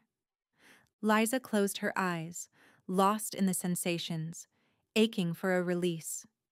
Heat built low in her belly. Winter rubbed her faster, then ran a finger along Liza's inner wall so she cried out. Winter's breath caught in her throat. Her arms and legs tightened around Liza. She trembled, getting wetter, like she was close to coming. Liza lifted her head and took in the sight of the woman on top of her. She blinked. For a moment, she swore her eyes were deceiving her. Over Winter's shoulder, the muscles of her back rippled beneath her even skin, so strong that there was little doubt she spent a lot of time working out. But something was shifting. The tone and texture of her skin seemed to change, like the sky at sunset. Something about the way Liza gasped made Winter look up. For a split second, something looked different about her teeth, and then everything was fine, and Winter was gazing hungrily at Liza, her gold eyes gleaming. "Lie back," she purred. The flickering light from the fireplace must have played a trick. Liza was tipsy from the drink and still reeling from the events of this evening. That was all. She leaned her head back, exhaling slowly. Winter lifted her weight from Liza, leaving her momentarily wanting before her lips settled gently on her chest. She flicked each nipple with her tongue, then teased her way down Liza's stomach, kissing and nipping her sensitive skin. "Winter," Liza moaned, gripping the duvet. Winter pushed her thighs apart and kissed her lower, first her belly button, then her hips, then the most sensitive part of her inner thighs. When her tongue slid over Liza's clit, Liza cried out, dizzy with pleasure. "I want you to come for me," Winter murmured. "I'm not stopping until you do." Liza nodded, unable to speak. Winter's tongue moved confidently up and down, left and right, exploring Liza's folds. She flicked her tongue faster until a tendril of heat wove through Liza's belly and her legs trembled. Her breath quickened. She locked her fingers in Winter's soft hair. "Yes." Winter ran her smooth hands over Liza's thighs and around the backs of her legs. She pulled Liza close, locking her mouth, relentless with her tongue. "Oh, that's perfect," Liza said, breathless. Heat built unbearably in Liza's core, and Winter let out a soft moan, the noise creating a gentle vibration. Liza unraveled. She cried out as pleasure overtook her, rippling through her body. Her lips tingled and her head swam as the waves crashed through her. Winter held on, licking her softly until she went limp. "God, Winter," Liza said, panting. "That was—" Winter climbed off the bed and turned away, casting her face into darkness. "Are you okay?" Liza asked, propping herself up on trembling arms. A pause. "Yes. Just a second." Winter raced to the bathroom and shut the door, leaving Liza to blink after her. What was that about? Oh God, was she regretting going down on Liza? Was she using mouthwash right now? Don't be ridiculous. She probably just has to pee. Liza drew deep breaths as her body recovered. She throbbed between her legs, swollen and wet. She fixed her ponytail, which was barely hanging on. Winter stayed in the bathroom for a long time, silent. Liza climbed under the duvet to keep warm. A remote was on the bedside table. When she pressed a random button, the fireplace changed to a frosty hue. An impossible wish flashed through Liza's mind. The two of them here together, rolling around in bed all day and enjoying the extravagances of winter's life. A couple of strands of sandy-colored fur were on the duvet beside her. It looked like cat hair. Weird. Hadn't Winter said she didn't have pets? Maybe a friend did, and she'd gotten some on her clothes. When Winter finally came out of the bathroom, she smiled and climbed into bed next to Liza without explanation as to why she'd been silently in the bathroom for 10 minutes. Well, that sort of thing is for when we get to know each other better. If they ever did. It might be bold to assume this wasn't a one-night stand. Liza smiled, about to tell Winter that it was her turn to finish, when Winter said, "Do you trust me?" Liza opened and closed her mouth, taken aback by the question. "Enough to get naked with you." The blue light of the fire danced in Winter's eyes. Her eyebrows pinched, a crease between them. "Then I think you should let me go to that mansion alone." Chapter 9. Winter. Forbidden mates. Liza's expression said plainly that this conversation was not an option, but Winter needed her to understand that their plan could end badly. There was too much Liza didn't know, that the mansion they were planning to go to belonged to Heather, and what kind of monster Heather was, and what horrors she would find there. "We'll be breaking into someone's house," Winter said. "Someone who possibly abducted a bunch of people. Nothing about this is safe." Liza sat up, holding the duvet over her chest. "And why are you more qualified to go than me? Don't you think it's better if I go and you stay? I'm the one with the missing brother." Winter rubbed a hand over her mouth. How was she supposed to convince Liza of the dangers? "I just want you to understand the risks."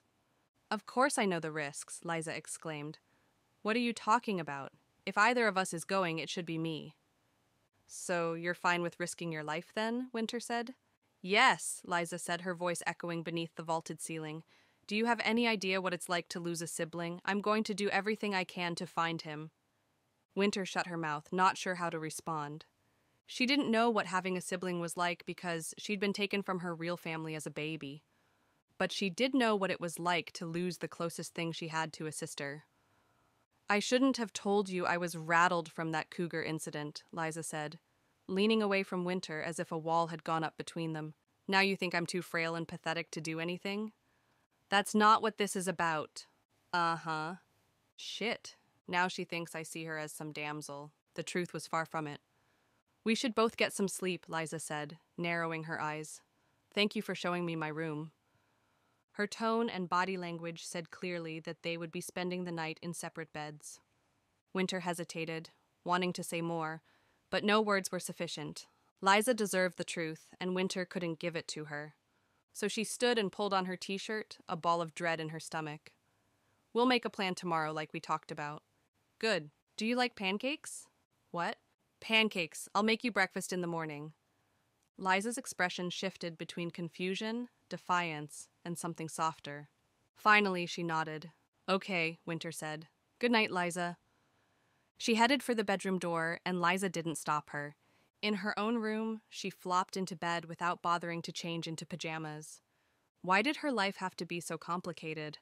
Why couldn't she have met Liza in the pub, flirted, and taken her home like a normal person? She couldn't even do something normal like have sex without the truth getting in the way.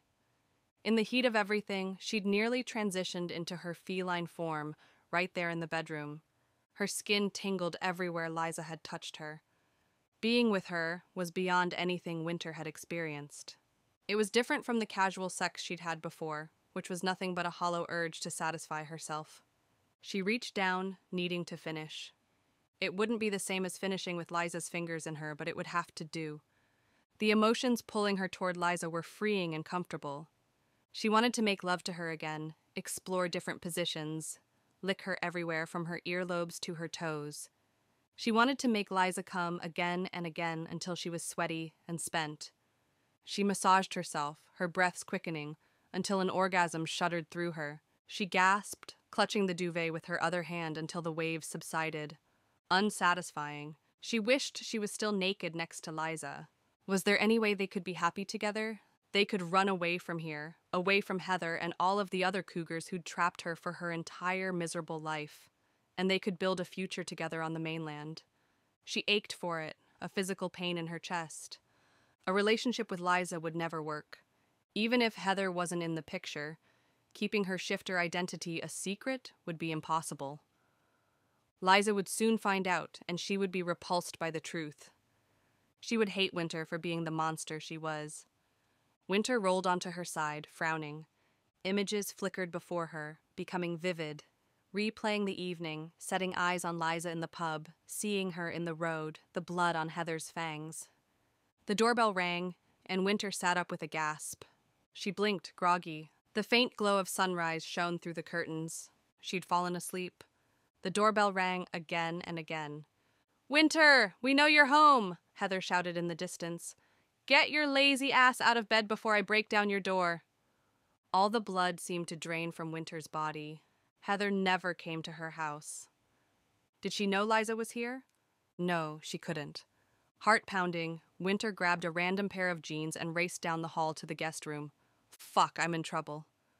Liza opened the door, wearing an oversized t-shirt and wild bedhead. "Who's—" "Liza, stay in the bedroom, okay? Please. We can't let them know you're here." "If she knows, she'll kill you," she finished in her head, unable to say it for so many reasons. Liza's eyes widened and her lips parted, but after a hesitation, she nodded. Winter ran down the stairs to the front door, silently cursing. Her pulse raced, and she frantically tamed her hair. Did it look like she'd been having sex last night? Damn it.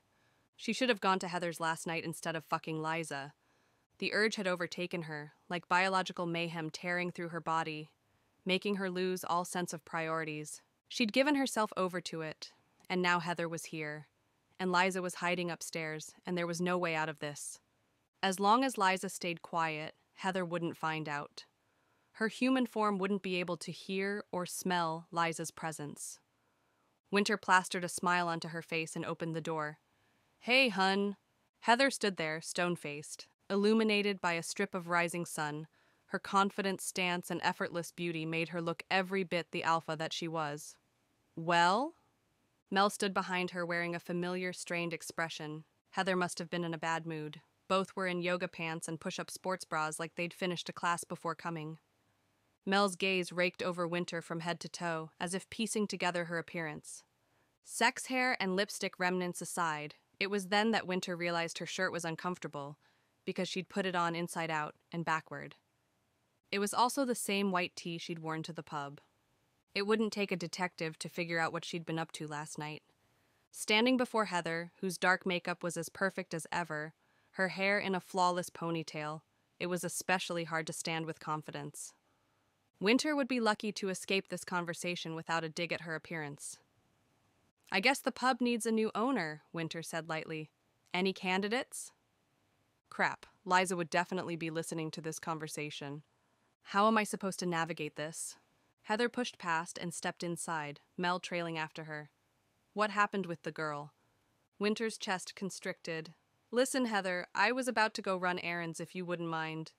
"Don't dismiss me," Heather said, a dangerous flash in her eyes. Her fangs poked out, a silent threat. "Did you get anything more out of her before she ran off?" Winter's pulse quickened. "I shouldn't have opened the door. I should have pretended to be out, or sick, or anything." I asked her who else she planned to interview and who else might have been a witness, but she had nothing. We're safe. She tried to keep her voice low so Liza wouldn't hear, but not so low that Heather would wonder what she was doing. Fuck, this was hard. "And where is she now?" Heather asked. Cold dread filled Winter's chest, making it hard to breathe. I'm not sure. More each day, Winter hated Heather with every fiber of her being. It was hard to believe she'd grown up thinking of the older woman as a parent, but she hadn't known any better. Heather had been the only guardian, teacher, and boss in Winter's life, and none of it was healthy. Winter's self-esteem, morals, and entire being had never been in her own control. If not for the other cougars to help her grow into a functioning person, she would have ended up a worse wreck than she already was. Heather's eyes narrowed. "You have claw marks on your car this morning, love. Did you notice?" Winter's heart plummeted. Her arms and legs tingled as if preparing for a fight-or-flight response. Of course, Heather knew it was her last night. She'd probably smelled Winter and heard her voice through the closed windows. Winter had been foolish to think she could take Heather's prey. "Darling, what on earth possessed you to take her from me?" Heather asked, a dangerous edge in her voice. Winter had a few options: argue, run, lie, diffuse. She smiled and put her palms out. "Hey girl, I just didn't think we had to." She stopped before saying kill her. "No sense in getting carried away, you know." "Carried away?" She's prying into what happened and putting all of us at risk. Heather's voice was too loud. Liza would hear every word. "I don't think the risk is any higher," Winter said, desperately trying to lower the volume of the conversation. We have been a little high profile lately." Heather's eyes widened, her nostrils flared. "Are you saying I'm sloppy?" Mel laughed. "I mean, a hockey team in Canada is a little high profile. It was bound to make national news, wasn't it?" "I didn't ask you," Heather snapped. Mel dropped her gaze to her feet. Winter's stomach roiled. If Liza didn't piece it together before, she would now. She would know exactly who Jim was talking about when he said women were seen with that hockey team. Heather stepped closer, nose to nose with Winter. "If that girl returns to dip a single toe into our secrets, I'll gut her in front of you, and you'll be next." "Heather, please," Winter said, unable to hide the note of panic in her voice. Bile crept up her throat. "Hit a nerve?" Heather asked mockingly. "Why did you save her, Winter?" Mel opened her mouth, something clicking behind her expression. Winter held Mel's gaze, her pulse racing, silently pleading with her to not say it. "What could you possibly have to gain from rescuing a pretty young woman?" Heather asked, her gaze darting past Winter to scan the house. Winter's heart jumped. "She knows I saved Liza because I have feelings for her. Of course she does." Winter was never disobedient, and Heather saw right through the pathetic lies. But did she know they slept together? Did she know Liza was here? "Companionship," Winter said, her voice cracking. "Heather, not every relationship has to have an agenda." "Listen to you, pussycat," Heather said, snarling. "Do you think you're exempt from my rules?" "Please," Winter said desperately. Seeing no way out, knowing that lying would make this worse, she said in barely a whisper, "I'll keep serving you. Just let me have this. I promise it won't interfere. Mates are in our nature, and we can't suppress that. I can be of better service to you." In a flash, Heather seized Winter around the throat, gripping so tightly that she couldn't breathe. "Your purpose is not to fuck women. Your purpose is to serve me. Did you learn nothing from Elsie?" Winter grabbed Heather's wrists, digging in her nails to try and get free. Pressure built in her head. Her lungs begged for air. "I'm giving you 1 day to be permanently rid of her," Heather said. "Finish her and free yourself from those bonds. If you don't, I will." She let go, leaving Winter to drop to her knees and retch. Winter gasped for air, dizzy, her eyes watering. "Okay." A silence passed while Winter caught her breath and Heather stepped back. The distant sound of chirping birds and the bubbling waterfall came back into focus. "You'll come for brunch in an hour with the others?" Heather asked brightly. "I'll have a feast ready. We can do mimosas." "Yes," Winter said, barely a croak.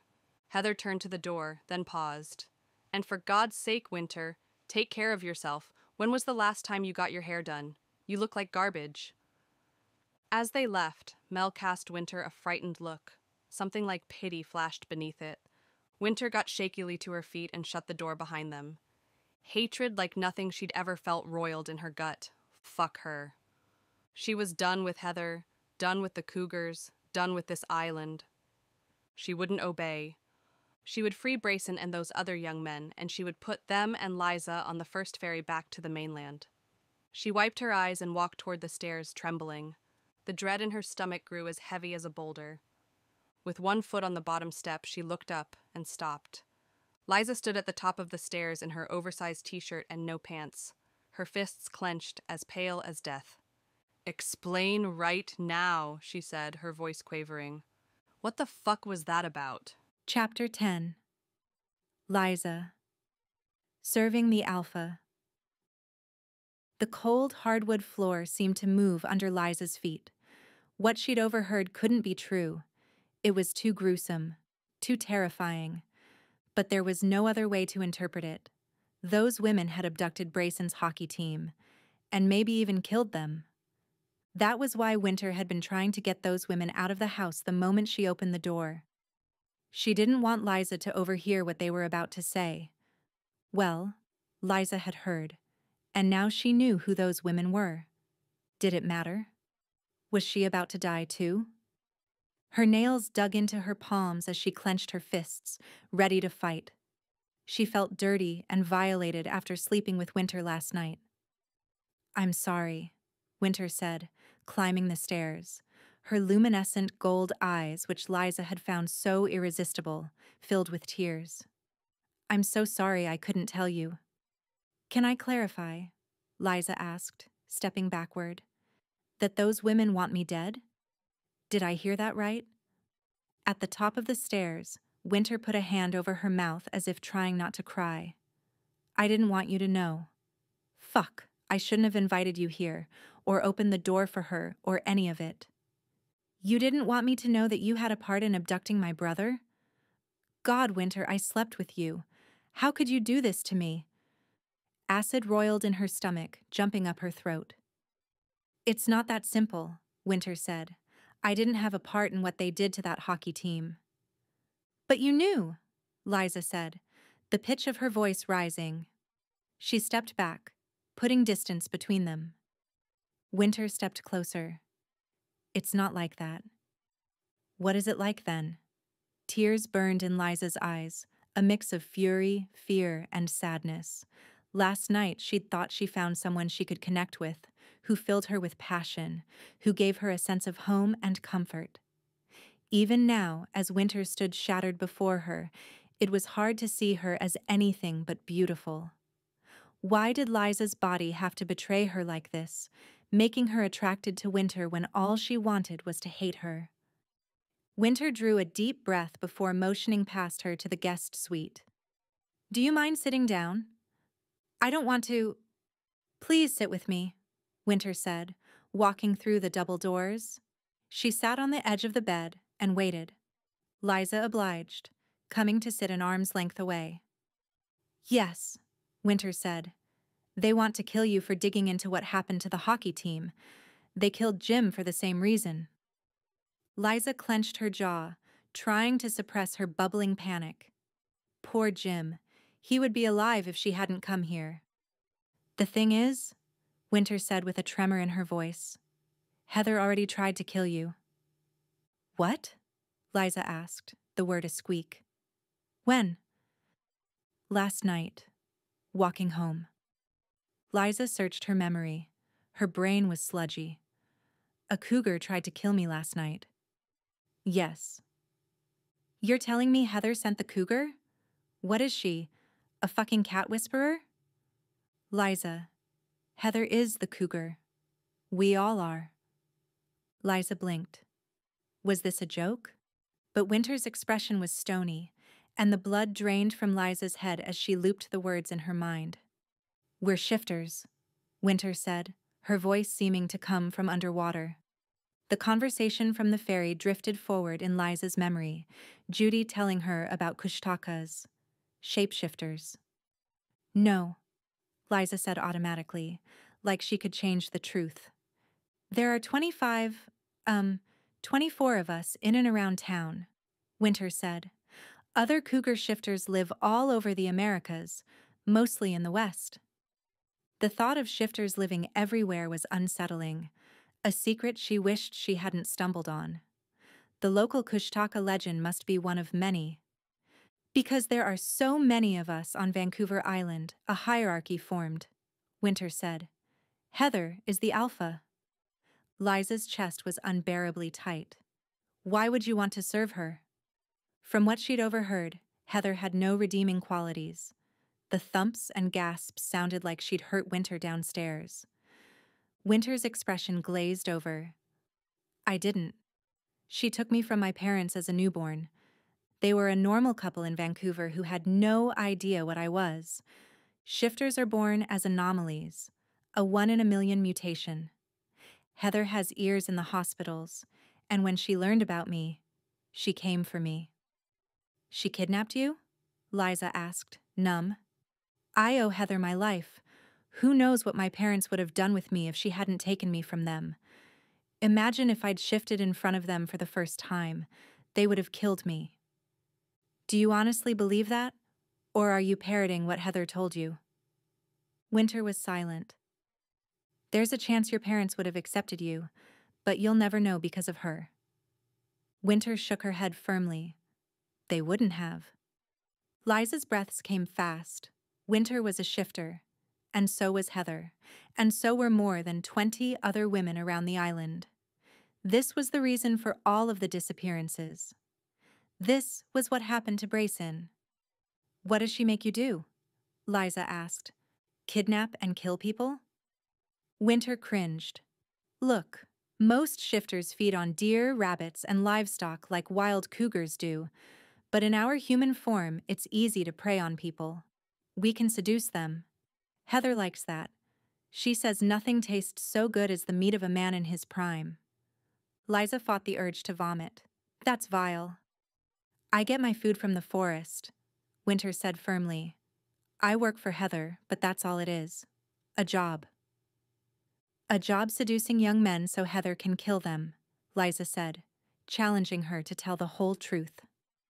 Winter hesitated, then nodded stiffly. Liza wanted to confirm that this was what happened to her brother, but she couldn't get the question out. What if they'd already killed him? How many people know about you? Liza asked, choking on the words. Her fists were clenched, trembling as she fought for composure. She wanted to scream and hit Winter. She wanted to destroy the mansion she'd built with the money Heather paid her. None, officially. And unofficially? She hesitated. Heather has been getting sloppy, but she kills anyone who finds out, and she pays off law enforcement so they won't try too hard when people go missing. She pays them off? Liza exclaimed. Her brain was whirling, bits of information slamming into each other like debris in a tornado. Is that why they gave up on finding Brayson's hockey team so easily? Is that why the police basically told me to shut up when I tried to pass on information? Heather made sure nobody digs too far into this fucking town? Winter dropped her face in her hands, drawing a deep breath. Yes, that, and fear. Police, detectives, anyone who investigates this town disappears. It's beyond a silly superstition, and they know it. Anyone who's dug into Cougar Woods hasn't come out alive. Liza chewed the inside of her mouth, her pulse pounding in her ears. This explained everything. Her failed attempts to talk to the police, the search and rescue team's abrupt surrender, Jim's nervousness about sharing his story. And yet, here Liza was, still alive after all of this probing. She should have been another missing person, but instead, Winter had stopped that from happening. She furrowed her brow. Winter, I don't understand why you saved me. If your purpose is to serve her, why didn't you let me die? Why did you pick me up when she was trying to kill me? When we overheard you and Jim through the open window of the pub. Through the window? I was sitting right there. I would have seen you. Cats hear a lot farther away than humans. We were in the woods. Liza blinked, imagining those 3 women in cougar forms sitting in the woods, listening to her conversation. So you overheard me asking Jim about the hockey team and came in to kill us both? She asked, her throat so tight that her voice cracked. Yes. You meddled with a secret, and Heather was going to do away with you. That's the way things are done around here. But then we started talking, and I couldn't let Heather do it.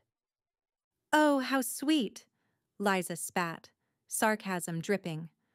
How lucky I am that you changed your mind and wanted to fuck me instead. Winter flinched as if the words had slapped her. Good. Liza, Winter said, sounding pained, I know you feel it too. Liza's insides twisted, but she kept scowling. I obviously felt something, yeah, or I wouldn't have climbed into bed with you. That was before you told me the truth. Listen, cougar shifters have fated mates. It's a biological thing, attaching us to one person to maintain our secrecy. We have no control over who it is. I think, Liza, I think you're mine. A ringing silence stretched between them. Mates? Liza shouted. That is such utter bullshit. Is it? Winter asked calmly. You're telling me you don't feel it? Liza opened her mouth. She wanted to argue, to tell Winter how wrong she was. But with the evidence in front of her, she couldn't deny it. She'd never felt this strongly about anyone. It wasn't normal infatuation. The pull was irresistible, like pheromones, and it had made her want to throw herself at Winter the moment they'd met. Even now, when she wanted to hate Winter, that urge was still there. Well, even if fated mates are real, Liza said venomously, I don't want to be yours. If we weren't fated, you would have killed me last night. That's so messed up. She threw her hands up and paced the room, her breaths rasping. This was too much to process. Her body was betraying her by pulling her toward this woman when her brain was telling her to run. I don't want to be fated for you either, Liza. This complicates everything. The words stung, which made Liza even angrier with herself for caring how Winter felt. Sure, because the real issue here is how complicated I'm making your life, Liza said, bitterness dripping from her tone. I don't want to be a killer, okay? Winter's eyes welled with tears. You know how jealous I was when you told me you don't eat meat? You have the choice to live without killing, and I hate that about me. I'm a carnivore, and killing is in my nature. So starve then. Liza, please understand. I don't want to kill people. I've done nothing but serve Heather my whole life. But I want more. I care about you. Don't, Liza said, tears springing. Don't say that. The only reason I came to this island, the only reason we met, is because your pack of cougars killed my brother. Winter shook her head. That's the thing, Liza. He's not dead yet. Liza stopped, her fists trembling. Where is he? Heather's basement. She paused, her eyes locking onto Liza's. If we go now, we can still save him. Chapter 11. Winter. Unconditional love. Liza raced around the guest suite in a frenzy, grabbing her belongings. She jumped into a pair of black leggings, then ran from the room with her backpack on, leaving Winter to dash after her in stunned silence. How long do I have before she kills him? Liza shouted. Winter recalled Heather inviting her over for brunch, and her insides churned. Heather had been killing the young men trapped in her basement at a rate of about one a day. It could be today. Then why the hell are we still here? Liza shouted, thundering down the stairs. Because I need you to think about this. If Heather sees you, you're dead. Mid-staircase, Liza turned and brandished her phone, a wild look in her eyes.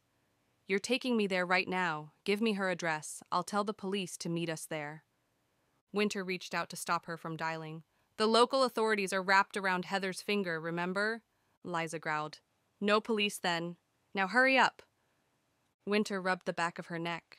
She and Liza might be doomed romantically, but Liza still wanted her help, and Winter could still give it to her. Moments ago, when she told Liza that they were mates, she hadn't known what to expect as a response.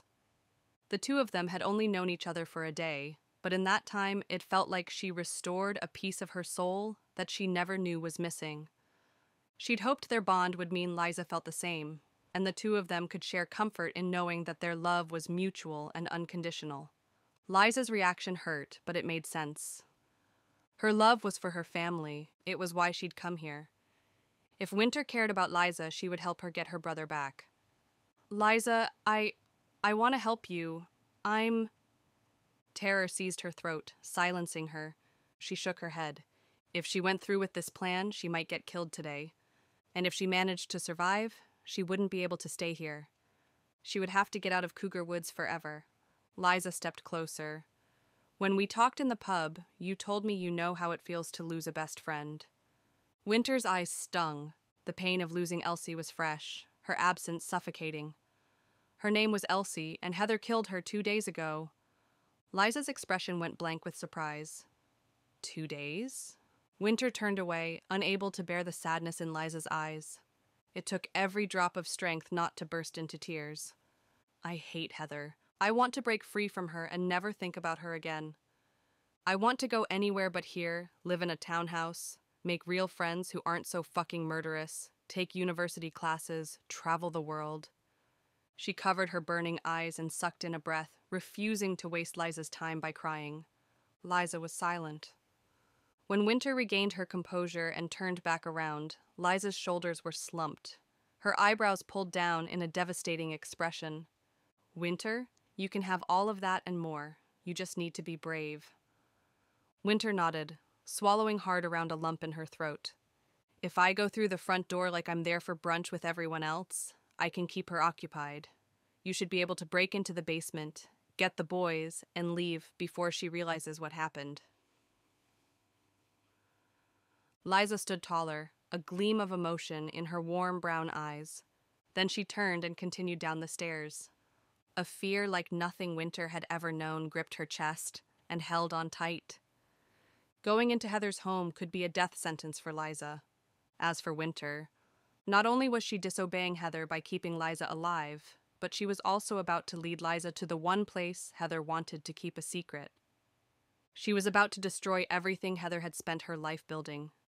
She set her jaw, ready to risk Heather's wrath. One way or another, today would be her last day in Cougar Woods. Chapter 12. Liza. The Cougar's Den. Liza was going to bring her brother home or die trying.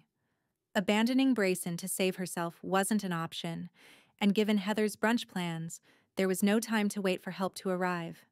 It had to be her, Winter, and whatever she had in her backpack, which wasn't much. Bear spray and a knife would have to do. I need a few minutes to get ready, Winter said, making for her bedroom. And we'll need to buy bolt cutters so you can break in. We don't have time. I have to look presentable for brunch or Heather won't let me in, she said, not stopping. And the basement is padlocked with no windows. Liza growled. Give me your car keys. I'll buy bolt cutters while you get ready. On the counter, Winter shouted from out of sight. Take my credit card. Liza sped down the driveway and through the winding, tree-lined streets, headed to the nearest hardware store. With no regard for traffic laws, other vehicles, or the car itself, it took her 6 minutes. 6 minutes closer to Brayson's death. Heart pounding, she parked in front of the little store, where one rusty truck sat in the gravel lot. She ran inside and grabbed the most expensive set of bolt cutters, which were heavy and scary-looking. Would she be strong enough to use them? Trusting her adrenaline, she tossed them into the back seat. Claw marks from last night's cougar attack, from Heather, caught her eye on the side of Winter's white car. The sight filled her with nausea. A real weapon might be useful for what they were about to do, and she'd set eyes on one since arriving in Cougar Woods. A couple of minutes further into the quiet, one-street town, she rolled to a stop in front of Puma Crossing. The pub was closed, with a note on the door telling people about a police investigation. Right, like they'll be investigating anything. Liza ground her teeth and checked over her shoulder. Nobody was around except for a couple filling up a sedan at the gas station across the street. When they weren't looking, she climbed through the pub window. She took the crossbow off the wall and the quiver beside it, which held 3 arrows. Then she climbed back outside, where she stowed the weapon in the trunk of the car. Winter didn't need to know she had this particular weapon with her. Nerves jolted through her chest as she drove back to Winter's place. What if Winter's loyalty to the Cougars won, and she betrayed Liza. But Winter was her fated mate, or so she said. Liza would have to trust in her, and in that connection she didn't understand because she desperately needed an ally. She was literally walking into a cougar den. Without help, she would be ripped apart, and her parents would lose both of their children. Don't think about that. It's not an option. I'll find Brayson and get us out of here. When she returned to the mansion and found Winter standing out front, her breath caught. She got out and let Winter take the driver's seat, struggling to stop her gaze from wandering over that tantalizingly short white dress with its off-the-shoulder sleeves. God, that color looked good against her bronze skin. She was completely irresistible with her sultry makeup and her dark hair in a high ponytail. Scowling, Liza got into the passenger seat, wishing Winter wasn't so damn attractive. "Are you bringing a weapon?" Winter tapped her nails on the steering wheel. "I won't need one." Right. Her cougar form was probably the best weapon around. Liza's stomach churned. She would have to process the shifter legend later. For now, the only thing that mattered was getting Brayson. Winter sped out of the driveway, and Liza took one last look at the gorgeous West Coast mansion before they turned the corner. "Does she have security cameras?" Liza asked, pleased to hear that her voice was strong. "She'll be too busy to look at them. But the whole pack will be there, so you'll still have to be careful not to be seen or heard." Liza nodded, her heart slamming into her ribs. "Listen, Liza, I'm going to have to get out of town after this. So I just wanted to say that last night was good. I liked spending it with you, and I'm sorry it came to this." Several emotions rampaged through Liza's chest. Her feelings for Winter were too complicated to understand. As angry as she felt guilty for forcing Winter to make this life-altering decision. But if Winter wanted to get out of town and start life anew, this was her chance. She could be free from the restraints Heather had put on her, if they survived. "I liked it too," Liza said, her throat tight. It was true. She couldn't deny what she felt. Winter turned down a long, winding driveway with towering trees on either side. She stopped the car before the house came into view. "The basement door is on the left." Liza's heart beat in her throat. She met Winter's gaze, unsure what to say next. Her lips tingled, like her body was telling her to lean in and kiss Winter goodbye. Denying this urge with a scowl, she opened the door and got out. "I'll get Brayson and whoever else is left and meet you at the end of the driveway." She hesitated, considering asking Winter to open the trunk. But between the heavy bolt cutters, bear spray, and knife, her hands and pockets were full. The crossbow and arrows would be too much to carry. It had been a ridiculous idea anyway. She didn't even know how to use it. "See you soon," Liza said, and after one more look at the painfully gorgeous, frustratingly complex woman in the driver's seat, she shut the door. She watched from the bush as Winter continued down the driveway and parked out front. Heather's mansion was nothing like Winter's. Winter's was cozy, all wood, stone, and water features. Heather's was stone too, but it was dark and looming. The vast home seemed cold and empty, despite the perfectly manicured lawn and rose garden. In the distance, Winter walked up the stone steps to the oversized front doors, moving with a grace and confidence that was so feline that Liza couldn't deny her shifter nature. Her hips swayed beneath her tight white dress, her long, toned legs drawing the eye. She opened the door. The faint hum of conversation carried across the yard, and then she stepped inside the mansion and disappeared. The basement door was in sight. It was time for Liza to move. Chapter 13. Winter. Loved and lost. Heather had invited all 24 cougars over for brunch, and Winter was the last to arrive. The dining room, with its vaulted ceiling, iron chandelier, and long mahogany table, was full of well-dressed women holding mimosas. They chatted and laughed loudly as they mingled before the meal. The meal. Winter frowned as she grabbed a mimosa off a tray. How long did the young men in the basement have before they would be brought up to be served as the main course? Liza had better work quickly down there. Winter, hi, Jocelyn said from across the room, raising her drink. Tall, curvy, with deep brown skin, she had a lucrative modeling side hustle. She looked confident and stunning in a tan suit with a plunging neckline, making it clear why she'd always been one of Heather's most successful hunters. Winter raised her mimosa in return, forcing a smile. Just going to find Heather. She wove through everyone, their loud conversations filling her ears until her gaze locked onto Heather at the bar. Wearing a form-fitting red dress with a high slit in the leg, she leaned on the bar in a way that accentuated her curves. Winter's breath caught. This was the last time she would see Heather, the woman she'd known and served her whole life. Heather had been her mother, her teacher, and her abuser. This was the right decision. For Elsie's memory, for Liza and her family, and for herself, she had to leave Heather forever. A couple of muscled, clean-shaven young men in tuxedos worked behind the bar, tolerating Heather's cheek kisses and flirting. They were obviously terrified, their expressions tight and their skin damp with sweat. They were prisoners and they knew it. Based on looks, neither was Liza's twin, but Winter would have to figure out how to get these guys out of the house too. Heather grabbed a fresh charcuterie board from the bar and slinked back to the dining room, her expression smug. She was in her element as the party got underway.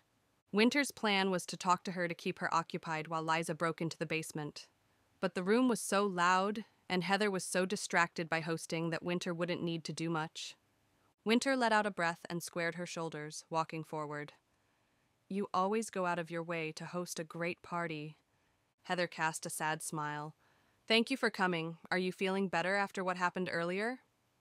She said it like she hadn't choked Winter and left her crumpled on the floor an hour ago. Oh yes, I'm fine, Winter said, lifting her mimosa for a sip. The drink was so strong that she nearly spat it out. Would Liza be in the basement by now? Heather searched Winter's face, her brow furrowed. She sighed. I hope you know that I do these things because I sincerely don't want you to make the wrong choices. Because I'm a good employee, right? I've been loyal, and I'm good at seducing young men for you.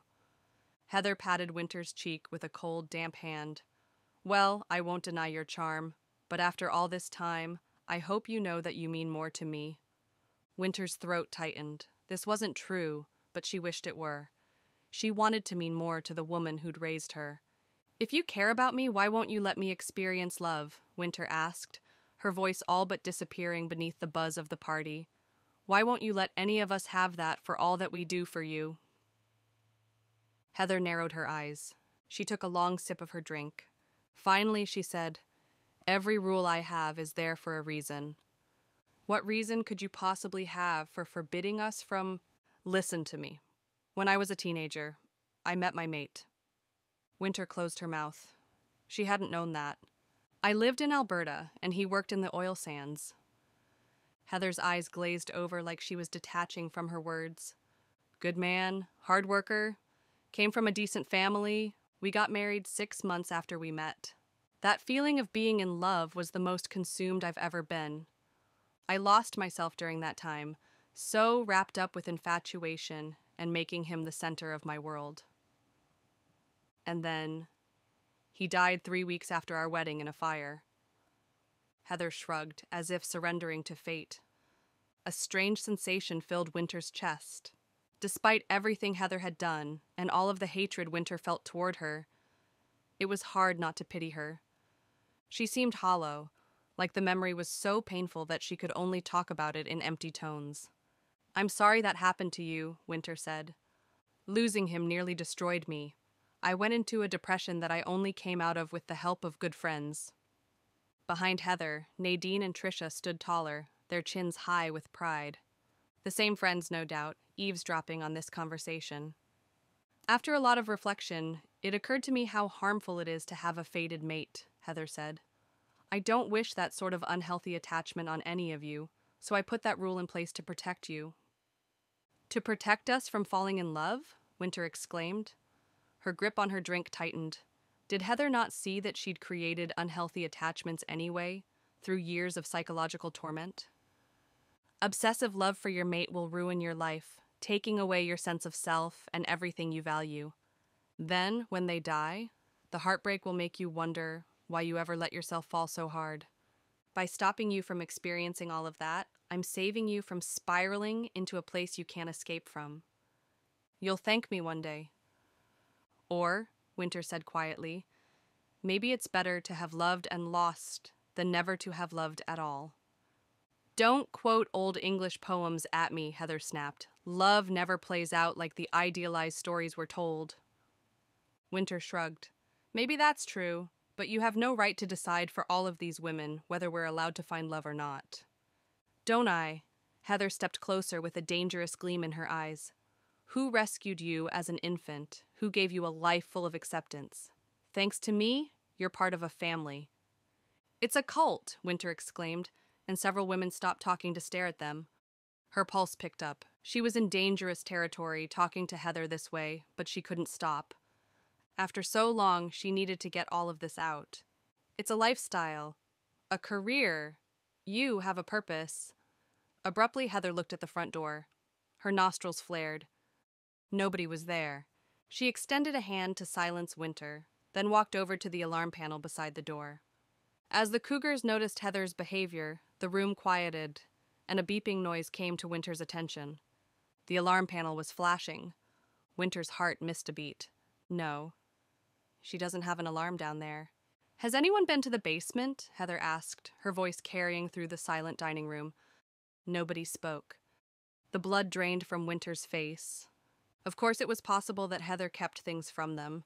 She probably had a sensor downstairs in case anyone decided to sneak over and steal one of her prisoners. Pardon me while I go check on our meals, Heather said. I'm sure it's fine, Winter blurted, panic flooding her veins. What were you saying? Heather rounded on her, searching her face. You know something. Sorry? What's going on downstairs? I don't know, Winter said, trying for a combination of surprise and confusion. Heather snatched a deli fork off the nearest charcuterie board and held it to Winter's face. Several women scrambled away. A sharp pain burst open on Winter's cheek, and she bit her tongue. Heather bared her teeth, letting her fangs grow long and sharp. Her yellow eyes glinted as she threatened to shift. Stop lying to me if you value your life, Winter. The room was dead quiet. You dodged my accusation. I want to know what makes you call this cult a family, Winter said, scrambling for a way to stop Heather from going downstairs. Her only plan was to provoke her and make her keep arguing. A few women gasped at her words, but Heather stepped back, her lip curling. She adjusted her cleavage, fluffed her hair, and motioned for the pack to follow. Cougars, come with me. Chapter 14. Liza. Captives. The basement door looked so normal that it would be easy to assume a tenant lived here, but when Liza got up close, the thick padlock let her know she was in the right spot. Time for the bolt cutters. For the first time in her life, and hopefully the only time, she positioned the blades over the lock and used all of her strength to squeeze the handles. It was not easy. She gritted her teeth, suppressing the grunts that wanted to come out. I owe Winter for keeping Heather occupied, she thought. And then, no, I owe her nothing. Winter was part of the group that took Brace in. Whatever she said about wanting a different life, it didn't change that she'd spent decades killing people. Then again, Heather had forced her into this life, manipulating her in ways Liza couldn't imagine. And Liza knew plenty about being manipulated. A muscle in her back spasmed from the strain of using the bolt cutters, and she gasped. Finally, she squeezed hard enough to snap the lock. She removed it with a scrape that was far too loud. Winter could have easily refused to help her get Brayson back. Or worse. But she'd driven Liza here, told her where to go, and offered her everything she needed. If they got out alive, maybe Liza could work on some form of forgiveness. Maybe? Inside was an empty suite. Lights were on, but nobody was there. The distant buzz of conversation carried through the space. There was a hardwood floor, leather couch, end tables, and beyond it, a kitchenette with a humming fridge. Trembling with adrenaline, she tiptoed over the hardwood floor. She set the bolt cutters on an end table and pulled out her knife. If a cougar jumped out at her right now, She would pee. Murmurs met her ears, louder than before. Was that coming from upstairs or down? No, a deep voice said nearby, making her jump. Someone swore. The murmurs grew louder. There were definitely men down here. She rounded a corner, and there they were. 4 guys sat in a living room, their backs to her. And what the hell?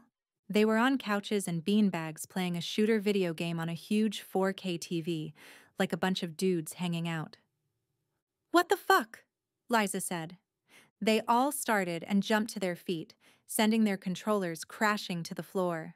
The 4 characters on the screen died violently. Liza's gaze fell to the guy who'd vacated one of the beanbags, who gaped back at her. Brayson! She ran forward, bursting into tears, and fell into his arms. Holy shit, he said, hugging her back. What are you doing here? His smartwatch was still on his wrist. She grabbed his arm and looked at it. The battery was dead, the screen blank. This tiny device had given her all the hope she'd needed. I'm rescuing you. She stepped back, blinking away tears. He looked normal and well-fed. Why are you so... I expected you to be in rough shape. He looked down at himself. Heather, takes care of us. She's given us changes of clothes and everything. Nausea rose inside Liza. This was so twisted. Is she keeping you happy here? The other guys scoffed and cursed. Fuck no. We know we're in some Silence of the Lambs type of bullshit, Chris, who played left wing on their team, said. Liza, what's going on? Brayson asked. Why does she have us here, and why is she taking us out one by one? Liza opened her mouth. This wasn't the time to tell them about the fate of their friends. I'll explain later. We're getting out of here right now. Come on, the door's open. The guys moved quickly, hopping over the couch, desperate for freedom. How did she get you all here anyway? Liza asked, jogging for the door. Brayson groaned. They said they were having a party. Don't blame me, okay? A bunch of hot women were totally into us, and we couldn't say no. It seemed like a good time. They were at the threshold when a woman in a red dress stepped in front of them, appearing from the yard to block their exit. Liza and the guys cried out, stopping in their tracks. A bunch of hot women indeed. Heather made a claw motion. Roar. Behind her, a flood of women pushed through the door to surround Liza and the guys. Heather sighed. Oh, Winter. Winter stood behind her, restrained by 2 women. She met Liza's gaze with apology in her eyes. A streak of blood oozed from her cheek. Liza's heart squeezed, and she had the urge to attack Heather for hurting Winter. Liza, honey, do you know what this town is famous for? Heather asked. Cougars, obviously, she snapped, holding her knife in front of her. The puma, the mountain lion, the panther, the catamount. The most terrifying predator in this part of the world. It also happens to be the word for middle-aged women who go after younger men. You know who started that term? She spread her arms, gesturing to the women all around them. We prefer it over other words people have come up with for women like us. Most of us have been called a MILF at some point. Laughter rose from the women surrounding them. Liza glanced around for an escape. She and the guys were so outnumbered. Could they fight these women off? Not if they shift into cougars. That was something she needed to avoid. Why do you like the term cougar better? She asked, keeping Heather talking until a way out became clear. Well, the M stands for mother, which I'm not. But it's about the subject. If a guy calls me a MILF, the term is about what he wants to do to me. If he calls me a cougar, it's about me and what I want to do to him. See the difference? Being a cougar gives you the power. Heather grinned, and something changed and sharpened in her teeth. I'm the one with control over our relationship. Cold adrenaline shot through Liza's body. She was out of time. Heather pulled down the shoulders of her tight red dress, her body shifting like something from a nightmare. She crouched, changing into an animal with huge fangs. The red dress crumpled at her feet. She stepped forward in cougar form, and the glint in her yellow eyes sent a deep, instinctive fear through Liza. The guys shouted in fear, cursing, as the other women shifted into cougars. "Heather, don't!" Winter shouted, the only one in human form. "Please, stop!"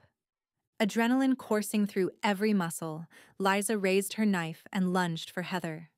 The cougar hissed, recoiling in time to avoid the blade. In her periphery, Brayson grabbed the bolt cutters off the end table and swung them at the cougars to keep them at bay. The three other guys put their backs to each other, forming a defensive circle with their fists up.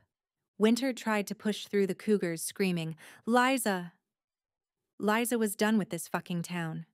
She just wanted to get home and pretend none of this existed, including Winter. How could Winter have thought a relationship was possible between them? These women were monsters. Heather pounced, knocking the blade out of Liza's hand. They fell back, and Liza's consciousness seemed to disconnect from her body as she hit the floor with the weight of a cougar on top of her. Claws dug into her shoulders, and hot breath washed over her face. There was a clatter beside her. Some deep survival instinct told her to reach for it. She slapped her hand toward the sound, closing her fingers over a cold tube. The bear spray. It had rolled out of her pocket. She released it into Heather's eyes. Heather screeched and backed off. Liza pinched her eyes shut and kept spraying, even as it burned her face, agonizing. Hisses and snarls filled the air. A hand wrapped around Liza's upper arm. She struggled against it. Everything hurt. "Liza, it's me," Brayson said. "Let's go." She opened her stinging eyes to see the guys making a break through a gap in the cougars. Liza and Brayson tore after them, Liza clutching the near-empty bear spray, her eyes and nose burning. She coughed violently, wiping her tears with the inside of her shirt so she could see better. A racket came from beside them. Around the house, the front door opened and the blurry figures of two more guys from the hockey team burst out. Are they wearing tuxedos? Did Heather play dress-up with them? Bile rose in Liza's throat. Vile, deranged woman. "Over here!" Brayson shouted, waving his arms. The guys sprinted over. At the basement door, several cougars recovered from the spray and pounced forward. "Liza!" Winter shouted, closer than any of them. Blood oozed from her face and shoulders. She threw something small, and it hit the manicured lawn. Liza picked it up. It was a key fob. "The white SUV!" Winter shouted. Understanding crashed over Liza. It was time to go. Then Winter hunched, shifting into cougar form, shedding her white dress. Liza's legs weakened, her mind clouded. She backed away, gulping down each breath. Monster. The truth was clearer than ever. Whoever she thought Winter was, she'd been wrong. Winter's feline form bounded forward to meet the advancing cougars. They crashed together with a terrible sound, a whirl of hissing, ripping, and snarling. It was her against the rest of them, and she wouldn't last 2 minutes. "Liza, come on!" Brayson shouted. He and his friends were beside the white SUV. It would be a tight squeeze, but so few guys remained from their team that they could do it. He extended a hand. "Leave her. You can't save her. It wasn't meant to be." Liza had come here for her brother, and she'd found him. And now it was time to forget about Winter forever. Eyes still streaming, she sprinted after Brayson, clicking the key fob. She didn't look back. She got into the driver's seat and slammed the door, leaving Winter and the rest of the monsters behind. Chapter 15. Liza. Out of Heather's claws. Liza kept her foot firmly on the gas, driving the stolen SUV at high speed along the winding roads. She passed cars 2 and 3 at a time. The guys were silent. The spotless vehicle had 0 possessions in it, like the owner had no personality. Only a hairbrush sat in the middle console with brown strands tangled in the bristles. Fitting. None of those women were allowed to have lives or families. Heather made sure their only purpose was to serve her. Nausea churned inside Liza as she looked at her passengers in the rearview mirror. These were the only survivors out of the 23 who'd been on Brayson's hockey team. Brayson sat next to her, while the other 3 from the basement and the 2 Heather had brought upstairs were crammed in the back seat and the space behind it. They stared out the back window for signs of pursuers, their heavy breaths filling the space. An invisible rope cinched around Liza's chest, tethering her to Winter. She wanted to forget about everything they'd left behind. So why was her brain dwelling on that woman? Because I cared about her. I liked her enough to imagine a relationship with her. Who was the one who helped us? Brayson asked, breaking the silence.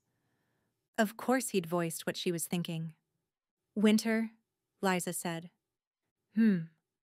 He leaned against the headrest, letting out a long breath. It's too bad we had to leave her.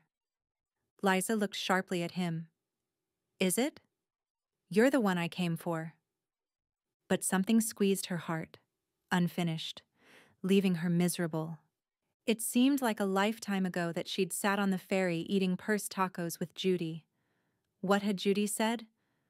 Sometimes the right thing is to follow what your heart tells you to do. Liza couldn't deny it. Right now, her heart was back in Cougar Woods with Winter. What was happening to Winter at that moment? Was she dead? Was she trying to stop Heather and the others from getting into their cars and following? Last night's sex trickled forward in Liza's memory, and how Winter had felt on top of her, breathing on her neck, touching her. She hadn't been a monster then. She'd been so human that Liza wanted nothing more than to spend another night with her.